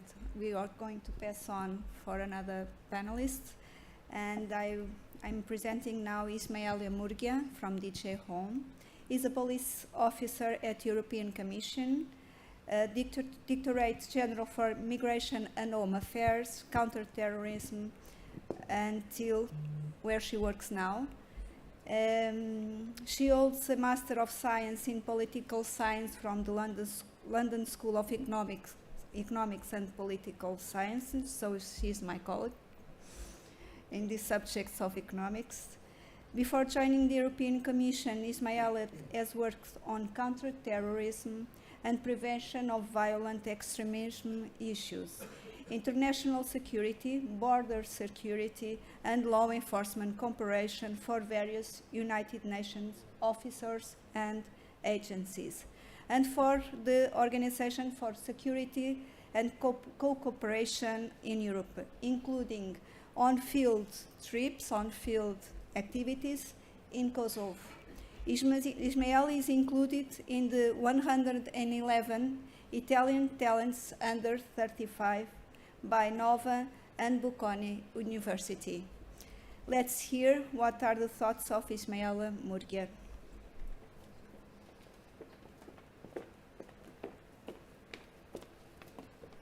Thank you so much. There should be a very short presentation with just a few slides. I'll try to be as quick as possible. So taking a bit of a step back, I will talk to you a bit more about what we do in the European Commission in terms of protection of public spaces. Okay, so just a little update on the framework that we use. This, for instance, that you can see here is an explainer of the biggest policy framework that we use to orientate all our actions when it comes to internal security at the European Commission, and it is the EU Security Union strategy running from 2020 to 2025.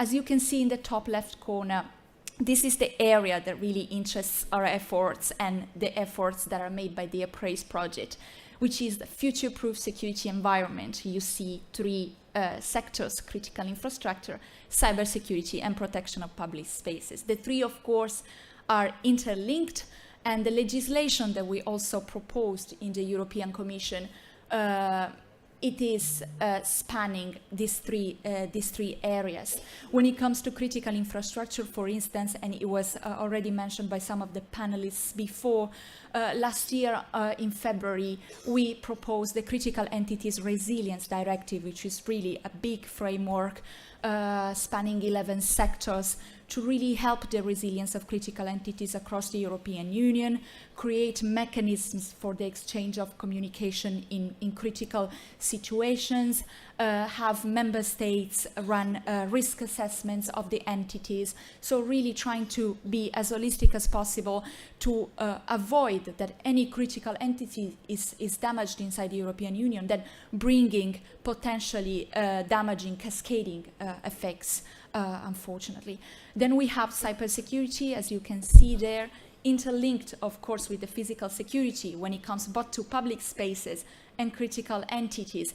And in this case, we have the Network Information System Directive that many of you might already be familiar with, was reviewed last year, giving birth, let's say, to the Network Information System 2 Directive that, again, tries to expand the scope of the legislation.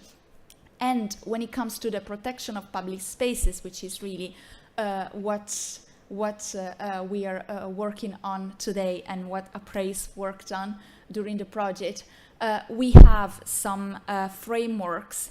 The first of them all is the EU Action Plan for the Protection of Public Spaces that we proposed in 2017. Another thing that I wanted to touch upon that can be very relevant for the protection of public spaces is the EU counter-terrorism agenda. This is the main policy document, the main roadmap, we can say, that we use in the European Commission to really steer and orientate our counter-terrorism efforts. It is, as you can see, structured across 4 different strands: anticipate, prevent, protect, and respond. You can see, I won't be repeating what every strand does, as you can see there, but the strand that really interests our efforts today is the protect strand, protection of public spaces, restricting access to firearms, which is as well something very much interlinked with the protection of public spaces and mass events, as very often firearms can be used really to plan attacks, and the protection of critical entities that, as I explained, it's very much interlinked. The counter-terrorism agenda was stemming really as a response from attacks that we saw on public spaces in Europe at the end of 2020. This was really our policy response to attacks that took place mainly in public spaces. Here I will delve a bit deeper into what we propose at the European Commission to support member states in their efforts to protect public spaces. We have a large toolbox, as you can see, to support to support member states in their efforts to protect public spaces. First of all, we have the EU Forum for the Protection of Public Spaces. It is a space for the exchange of information, best practices, lessons learned between member states and between private operators, faith associations, academia, really people that within the European Union are involved in the protection of public spaces, and we bring them together twice per year in the same room in Brussels, which has proved so far very successful. We also have some policy documents that were published. Most importantly, the Security by Design book that I already mentioned. Perhaps during the discussions I will delve a bit more into it, but it is very important because it really uses the concept of security by design, taking into account also the perceptions of people, the local context, the different uses that we can make of different public spaces to try to really plan for security measures, including the use of technologies in a comprehensive and holistic way. We also have the EU Protective Security Advisory Program, which many of you might be familiar with. It is a tool that we deploy upon request of member states, a network of over 100 trainers, both from the member states and from the Commission, that we deploy to mass events, for instance. There was a Protective Security Advisory mission to the visit of the Pope here in Lisbon last summer. So some colleagues came here to really help the police and the local authorities in assessing the vulnerabilities of the event. This is a bit what I was talking about, the EU Forum for the Protection of Public Spaces. We have 2 different branches. One really brings together the operators, private sector, faith leaders, academia, and the other one brings together the practitioners. They used to be 2 different strands of work, but now we do them all in the same day because we have observed really how beneficial it is for law enforcement, private operators, really to be in the same room, to allow an exchange in between different sectors of people that work on the protection of public spaces in the EU. This is the handbook that I was talking about. Perhaps there will be more time to speak about it during the discussion. And the last thing I wanted to make is one instrument that we use very much to reach the local and regional level. It is funding. At the European Commission, everything is at a very high strategic level. How do we reach the communities and really the cities? We do this through funding. One funding program is the Horizon, that is what funded the Appraise project, of course. And we also have dedicated calls of the Internal Security Fund. The Internal Security Fund is really managed and based totally inside DG Home of the Commission. And we publish calls for funding that are very often dedicated to the protection of public spaces. We have usually one every year, and the new one was published in December. The deadline for application is 4th of April, and we have 6 different strands of projects that can be submitted. As you can see, places of worship or of faith, Jewish places of worship, chemical, biological, radiological, and nuclear threats, firearms trafficking, explosive detection dogs, and non-cooperative drones. So covering some of the technologies that we have discussed as well during the Appraise project. And the total budget is 30 million euros, with 5 million dedicated only to the protection of Jewish places of worship due to the, of course, the current situation. And this brings me to the end of a very short presentation. I thank you very much and looking forward to the discussions. Thank you.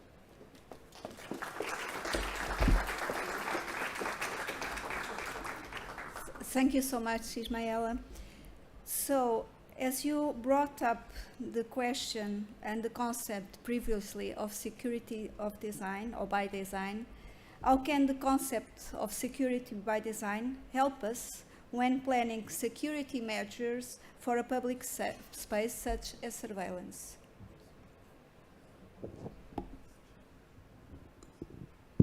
Thank you. Very important question indeed. I think, well, the concept of security by design really can help us in a number of ways, both when it comes to public spaces and also when it comes to mass events and festivals and some of the events that were treated in the Appraise pilots, for instance. Because through the concept of security by design, we really make an analysis of the context, of the communities that are using the space or that are going to be at the event. So we can really make an informed decision about which technologies and which ways of protecting these places are the most appropriate.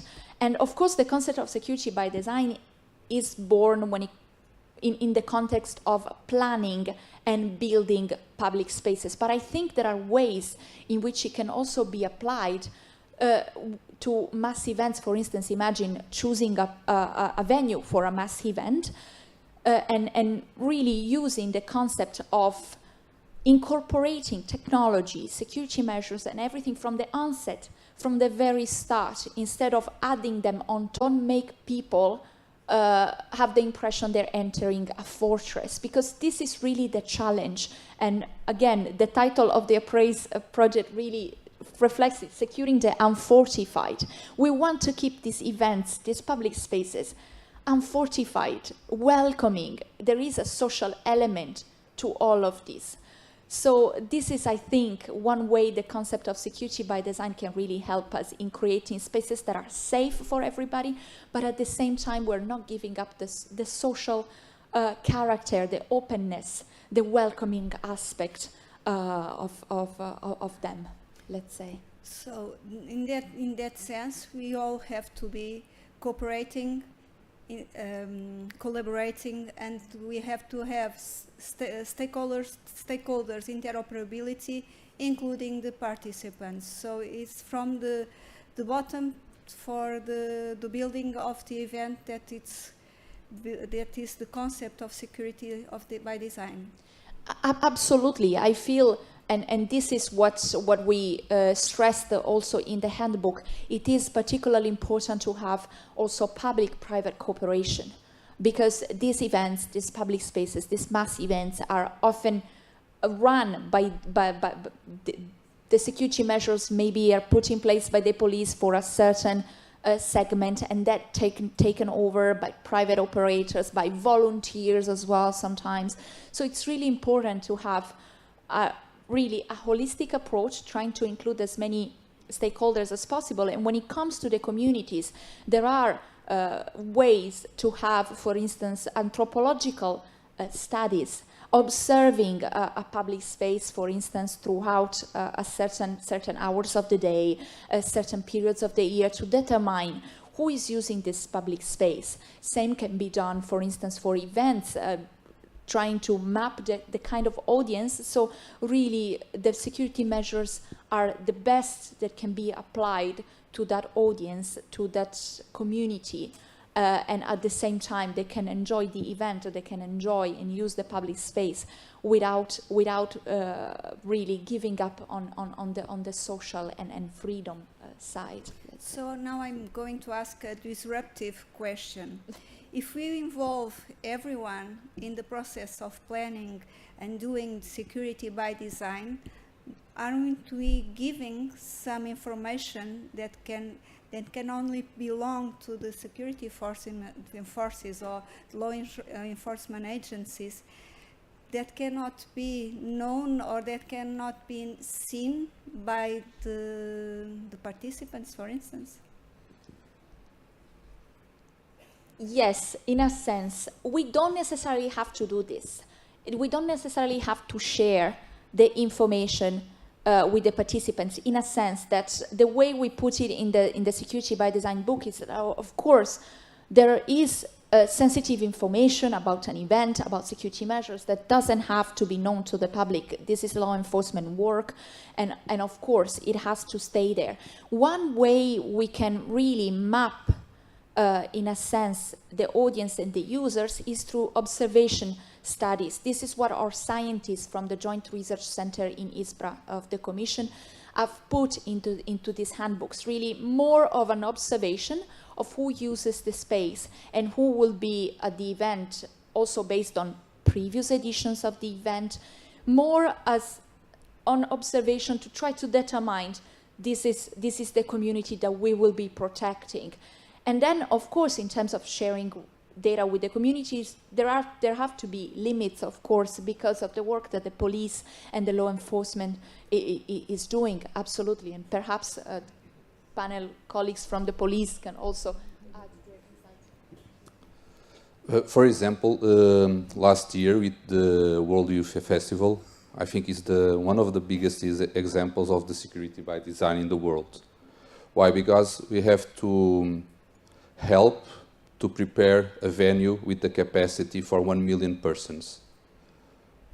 And you have to manage the security, the safety, and the service. And the service nowadays is truly important because there is a lot of things that starts to go wrong if the service is not good. And the last impact is for the security forces. So I think it's truly important to have this shared work with organization. I agree that the participants don't have to know what kind of measures the police force or the firefighters or the organization will provide to that event, but the organization have to know which and what kind of security measures the police gonna put on the field, because it's too important. This event is a really nice example for the security by design. Why? Because the police in Portugal or in other countries don't have the capacity to have this kind of security operation. This is 1 million persons in a venue. There is any kind of country that is prepared to receive for 5 days 1 million persons. So the work between the private sector, the organization, have to be really close. And the security by design, I think it's that. In the end of the day, it's the collaboration between several actors of the event or a venue. Thank you so much. So I'm now picking up in the fortress, unseen fortress, that it was the process of security of the World Youth Day to present and to call Superintendent Hugo Pimentel to have the moment to speak. But now I'm presenting Superintendent Hugo Pimentel. Is a police major in the Public Security Police of Portugal. Since January 2018, he has been the PSP liaison officer in the permanent secretariat of the Security Coordinating Office, with specific areas of responsibility such as coordinating the planning of security arrangements, operation for VIP persons and major events, such as Portuguese presidency of the European Union, summits of heads of state and government, Oceans Conference 2022, World Youth Day 2023, NATO exercise Steadfast Defender 21. I will give you the floor.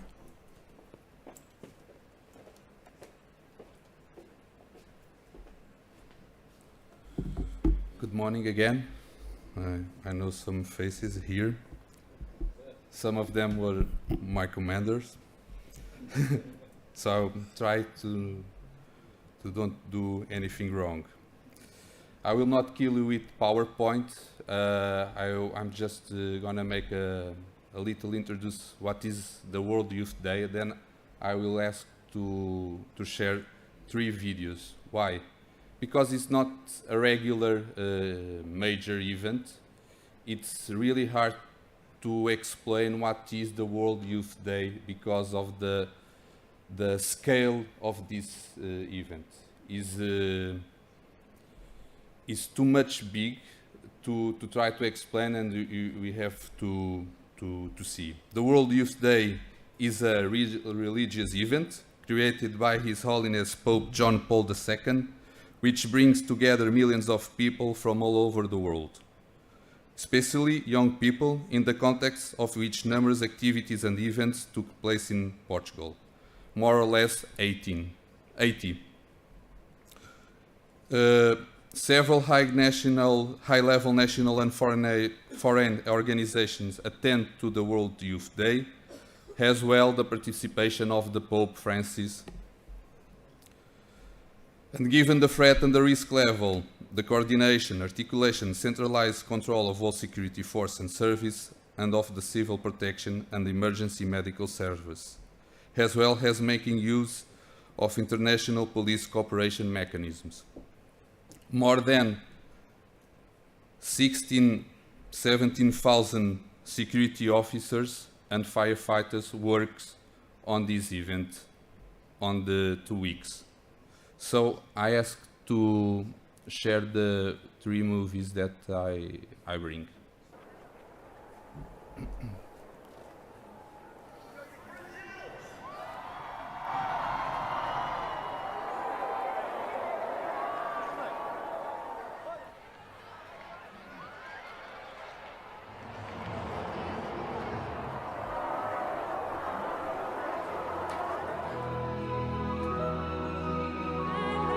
Che non si vive, si non ci cerca.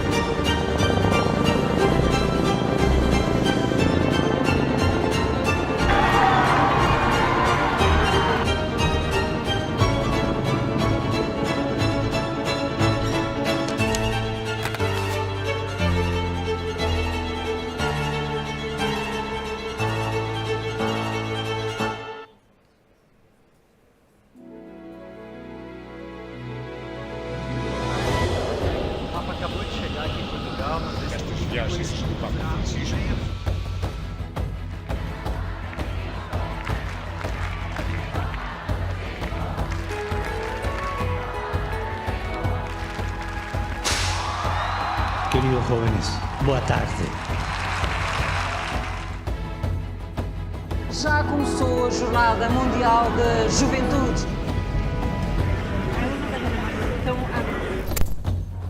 Boa tarde foi um novo banho de multidão. Acho que o Papa ergue o país e ergue a humanidade. Jesús es el camino y vamos a caminar con él. Padre, et Filho, Espírito Santo. Amém.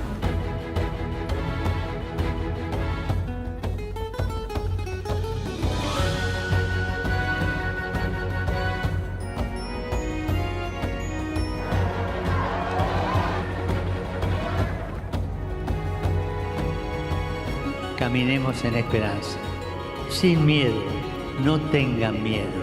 Gracias. Chao.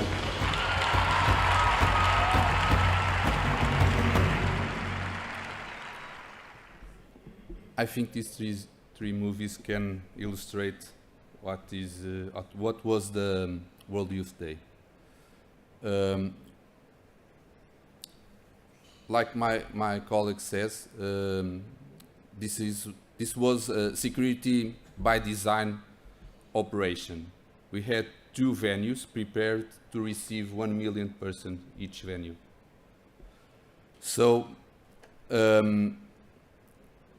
if it was possible to make this without technology, I think so, because some countries do it, but it would be much more difficult. I think one of the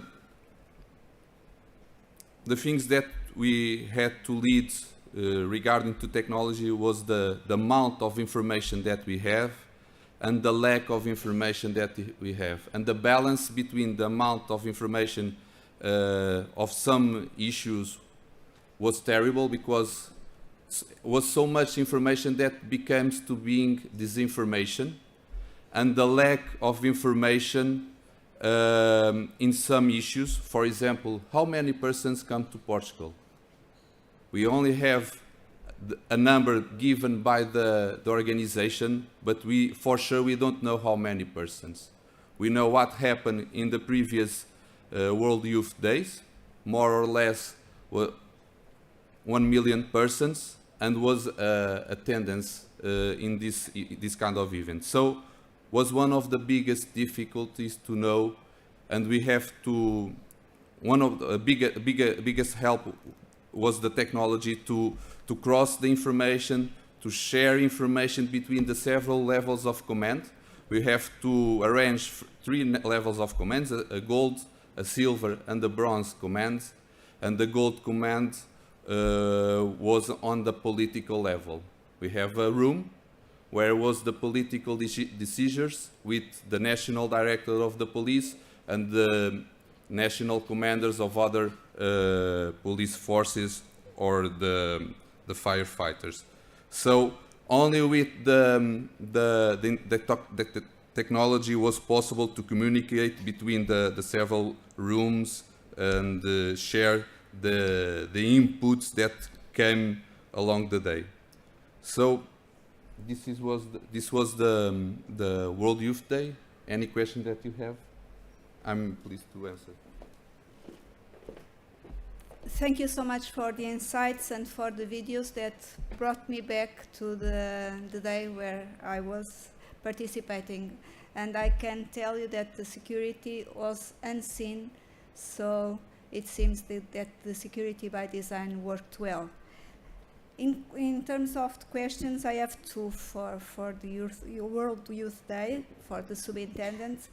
What was the biggest challenge of this security operation? And how the technological means made it possible to solve the problems or to anticipate problems and consequently the solutions? The biggest challenge, I think it's the point of common of the three movies, is the persons. Was a lot of persons. Almost, I will not discuss the real numbers, but the information that we have previously, the day one, was that it for sure comes to Portugal 1 million persons, so we have to prepare for that, and was the biggest challenge. The other challenge that we have regarding to that was to ensure that the security, the safety and the servers during this week, there were no places related with, there were no problems related to that. So all the operation was planned to have these three pillars well structured. The undefined varieties that we have were so much that it could be a perfect storm. Why? Because we don't know how many persons come to Portugal, we don't know how they come to Portugal. It was in the middle of the summer, and in Portugal in August it's really hot, and the two venues and the main venue don't have any sun structure. So everyone stay for 1.5 days at the sun with 35 degrees. So one of the things that we have to manage, and was a big challenge, was the safety issues regarding to that. So you have to use the weather monitorization that our civil protection have to lead with the problems of the heat. And the other big challenge that we have, reliable information. There was a lot of persons and organizations that were giving so much information that in a certain point we don't know, and we have to make an exercise to define who give us reliable information and who don't give us reliable information. For the decision could be more specific and more useful. How the technological means help? With interoperability of the systems between the law enforcement agencies, we create a communication platform that link every police forces that have responsibilities in this security operation, and the firefighters, the emergency medical service were linked to that platform, and that kind of databases and that big data that we have to manage was one of the things that helped us to have an overall view, and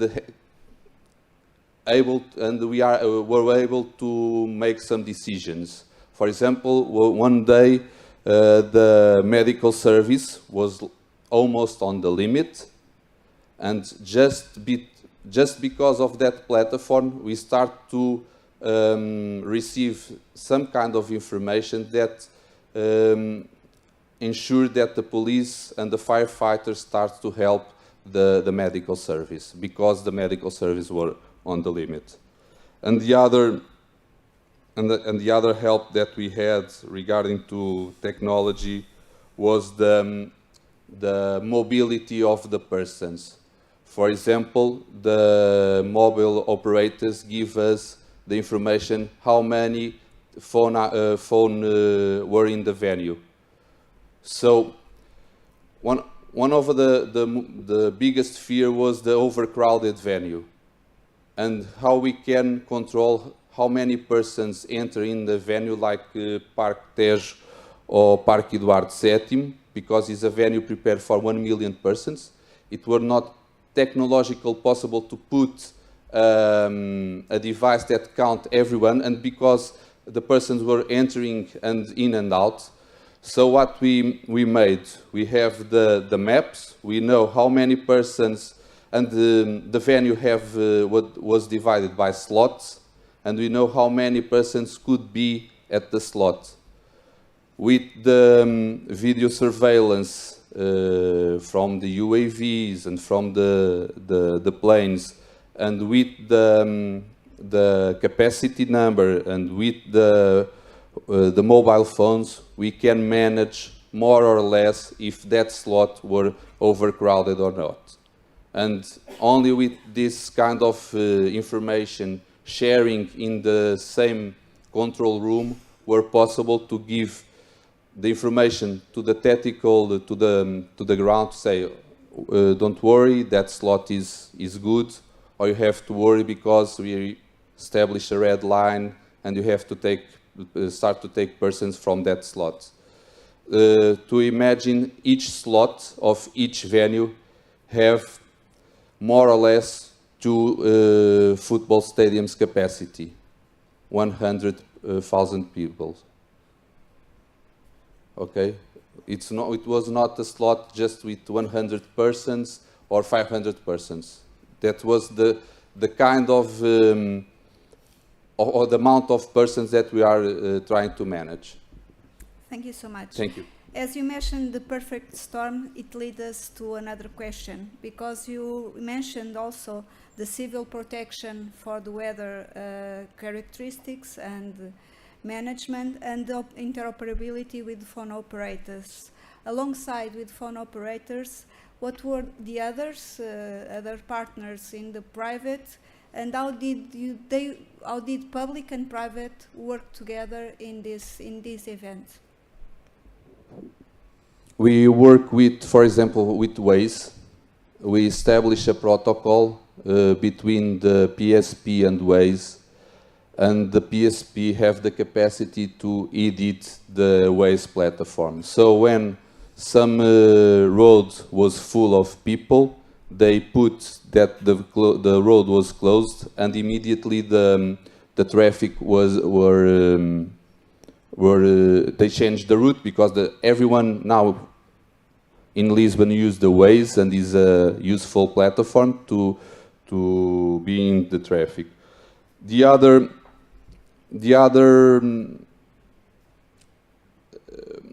way that we work between the private and the public was with the mobility plan. So the state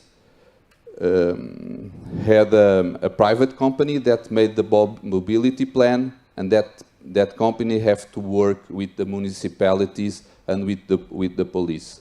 So the private company have to listen what the police have to say regarding to that kind of ideas, that strategic plan that they have for the mobility, and the police have to, for example, one of the biggest issues was the amount of buses that come to Portugal, and the lack of space to park the buses. For example, we have estimated like 10,000 buses entering in Lisbon.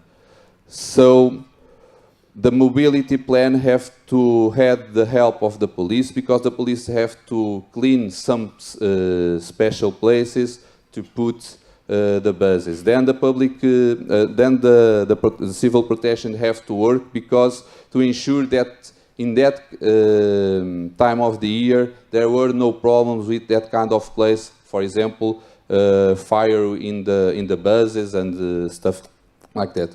So I think the mobility plan was one of the biggest examples of the collaboration between the public and the private sector.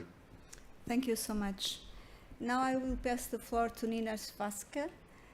No, I think I got it right, or more or less. Okay. Nina was already presented by Alexander in the previous day, that I'm expecting from minutes from now that he will give me the laser eyes, because I'm not there. Someone has to give me my laser eyes. It's your job today. And I will give the floor to you, Nina.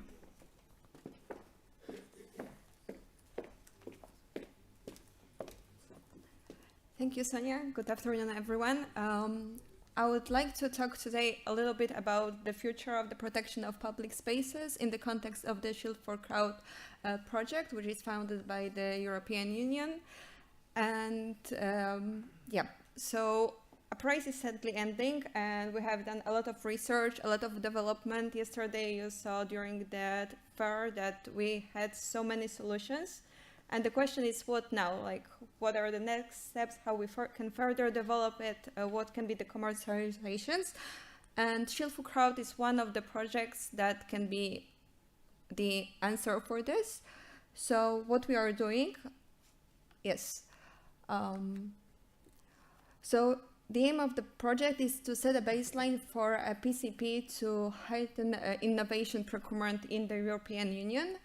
And the project concentrates on the protection of public safety, public spaces, with the main aim on the protection of crowd and crowd management. And in the future, like, this is the preparation action, and we would like to complete a pre-commercial procurement in the next steps.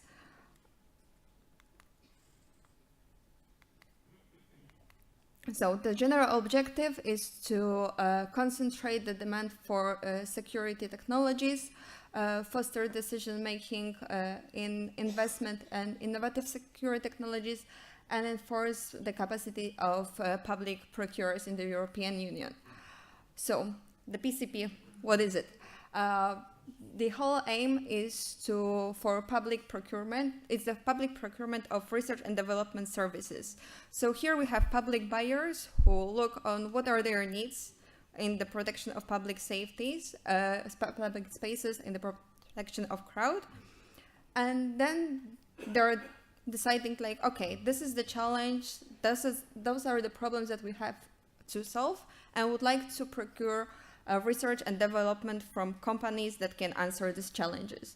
So the main benefits is that it's a competitive development in few phases. We have the risk and benefits sharing by the public buyers and also by the technology providers. And there is a clear separation between the research and development and the commercialization of the future solutions. So we are in the Shield for Crowd project in the phase 0, which is a curiosity-driven research. So as for now, we are looking at what are the needs in the protection of public spaces, in the crowd management.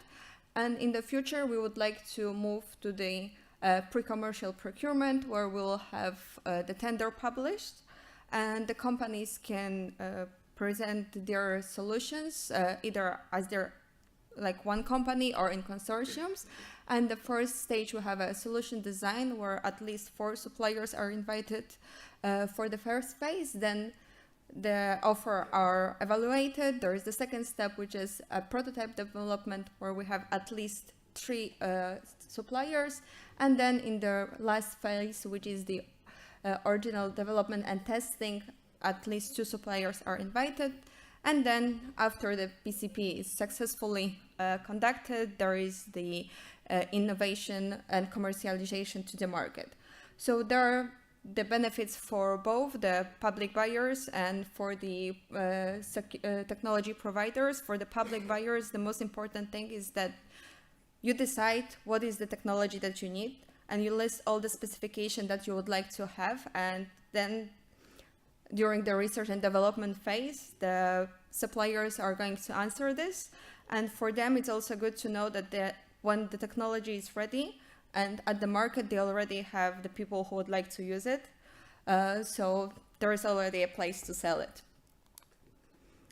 So when we started the project, we concentrated on few challenges, such as management and safety of large crowds, attacks from identified aircraft systems, CBRNE threats, detection of cold weapons, dealing with firearm attacks, and managing urban riots. So as you can see, some of the topics that we are touching are quite similar to what we've been doing in Appraise.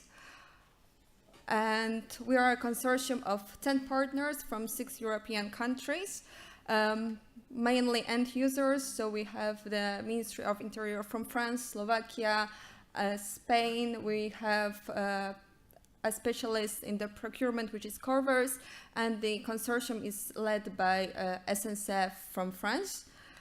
We are also supported by UOG, which is a user observatory group. At this moment, we have 12 members from a few European countries. So those are mainly end users coming from public security, police, city councils, and they're telling us what are the needs, what they would like to see in the future solutions. So the project started in August 2023. In the first steps, we had a workshop on security processes. So we were talking about what are the rules, how is it going on in every single country. Then we elaborated 10 use cases, which were focusing on the main threats. We also went under the training on shared innovation procurement, so everybody knows how to approach the topic. 2 days ago, we had a workshop where we were going from the 10 use cases to 3 use cases. And in May, we will going to consolidate one common challenge for which would like to apply for the PCP. And we'll also have an open market consultation. And the project is going to end in July, so we are closer to the end than to the beginning. So I would like to shortly show you the 10 use cases that we were focusing on. So we had the coordinated bomb attack in a public transport station, CBRNE attack on a sport event, bomb alert in a shopping mall, panic in a major sport event, public disorder due to misinformation, lone wolf attack with a cold weapon in crowded places, shooting at a train station, urban riot in the overcrowded streets, crowd panic movement in the streets, and suspicious package in the transport hub.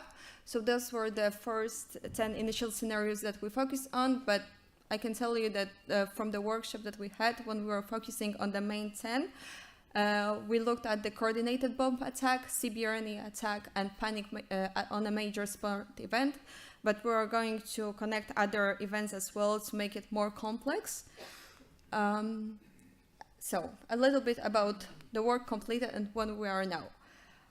So as I told you, we're closer to the end than to the beginning. As for now, we settled the user observatory group, which is helping us a lot in defining the common challenge. But from the elaboration of the use cases, we refer to the 3 ones. This is almost finished. We know which are more or less which are the main challenges in the protection of public spaces that we would like to focus on. And we also looked on the technologies. So we had the initial identification of technologies based on the gaps that we identified in the 10 use cases. And now we're going to look on mapping the solutions and analyzing the state of the art. We're also going to conduct an open market consultations with the technology providers when we're going to present them with the use cases that we would like to focus on, as about their opinion on whether it's feasible, what can be done. And then at the end of the project, we're going to apply for a future PCP. So as for now, as I told you, we looked at the technologies. We had call for action, and we composed a catalog of solutions. I'm very happy to see some partners from Appraise also being in there. We received over 90 applications from different consortiums, so we're really happy about it. And in the future steps, as I told you, we're going to have more opportunities for the technology providers and for the markets to be engaged in the project. So if some of you skipped and missed the deadline for applying, it's not over.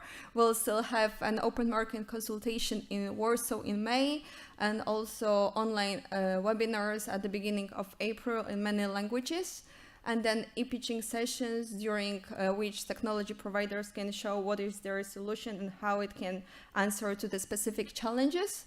And those will be held in the 2nd and 3rd week of April.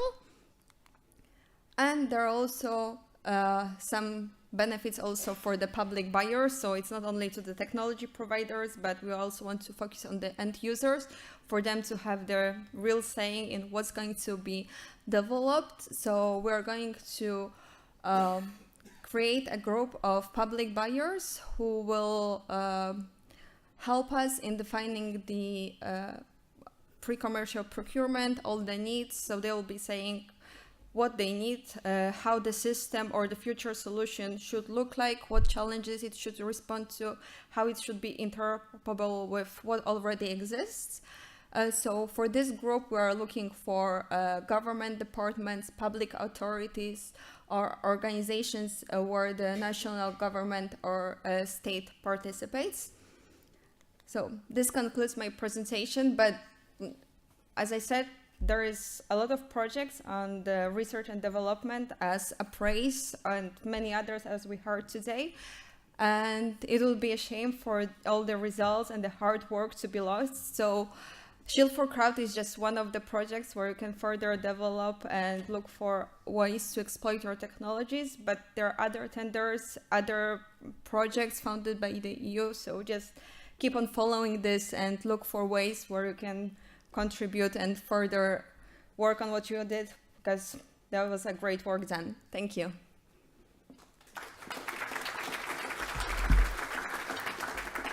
Thank you so much, Nina. Because I have limited time, I will ask the panelists one question, and I'm starting with Pierre, if possible. Seeing all this technology provided by Appraise and Shield for Crowd, is it possible to have this technology in place without restrictions, without constraints to do it? Pierre.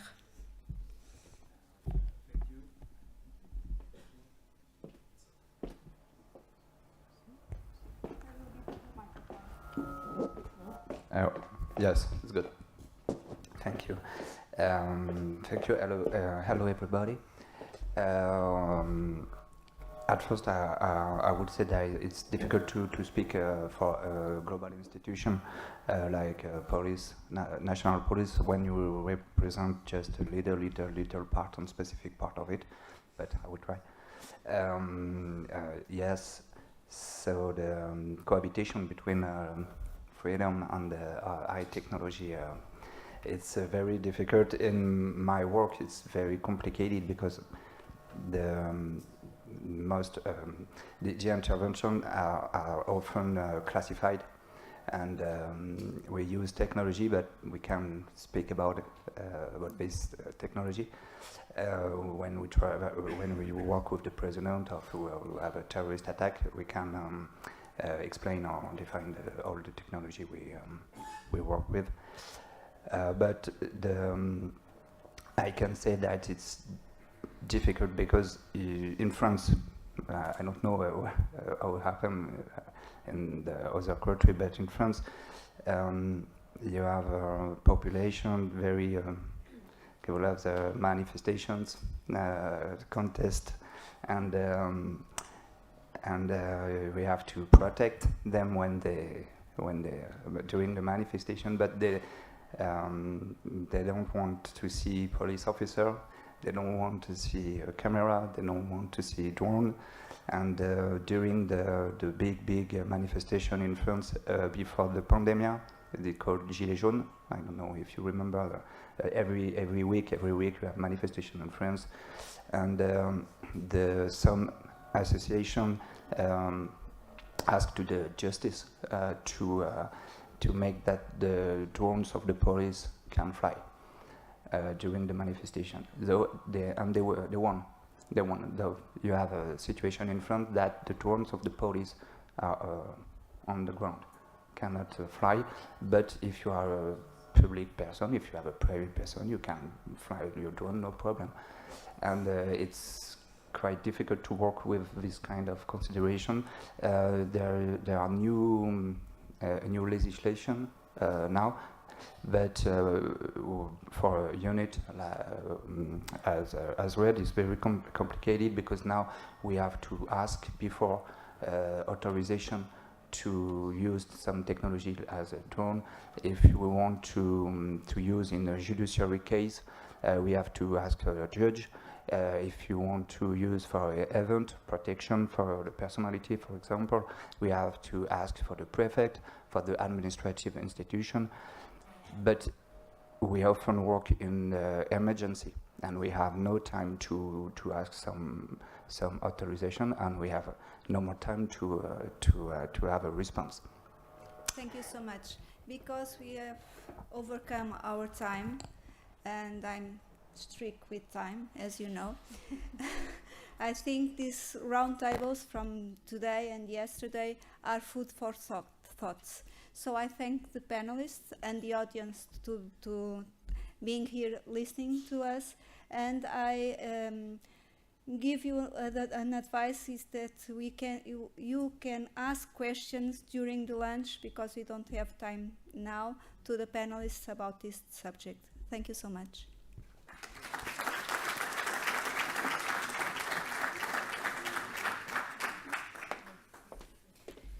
As we reach the halfway mark of our conference's day 2, we invite you to take a break for lunch. We'll be back at 2:10. Thank you.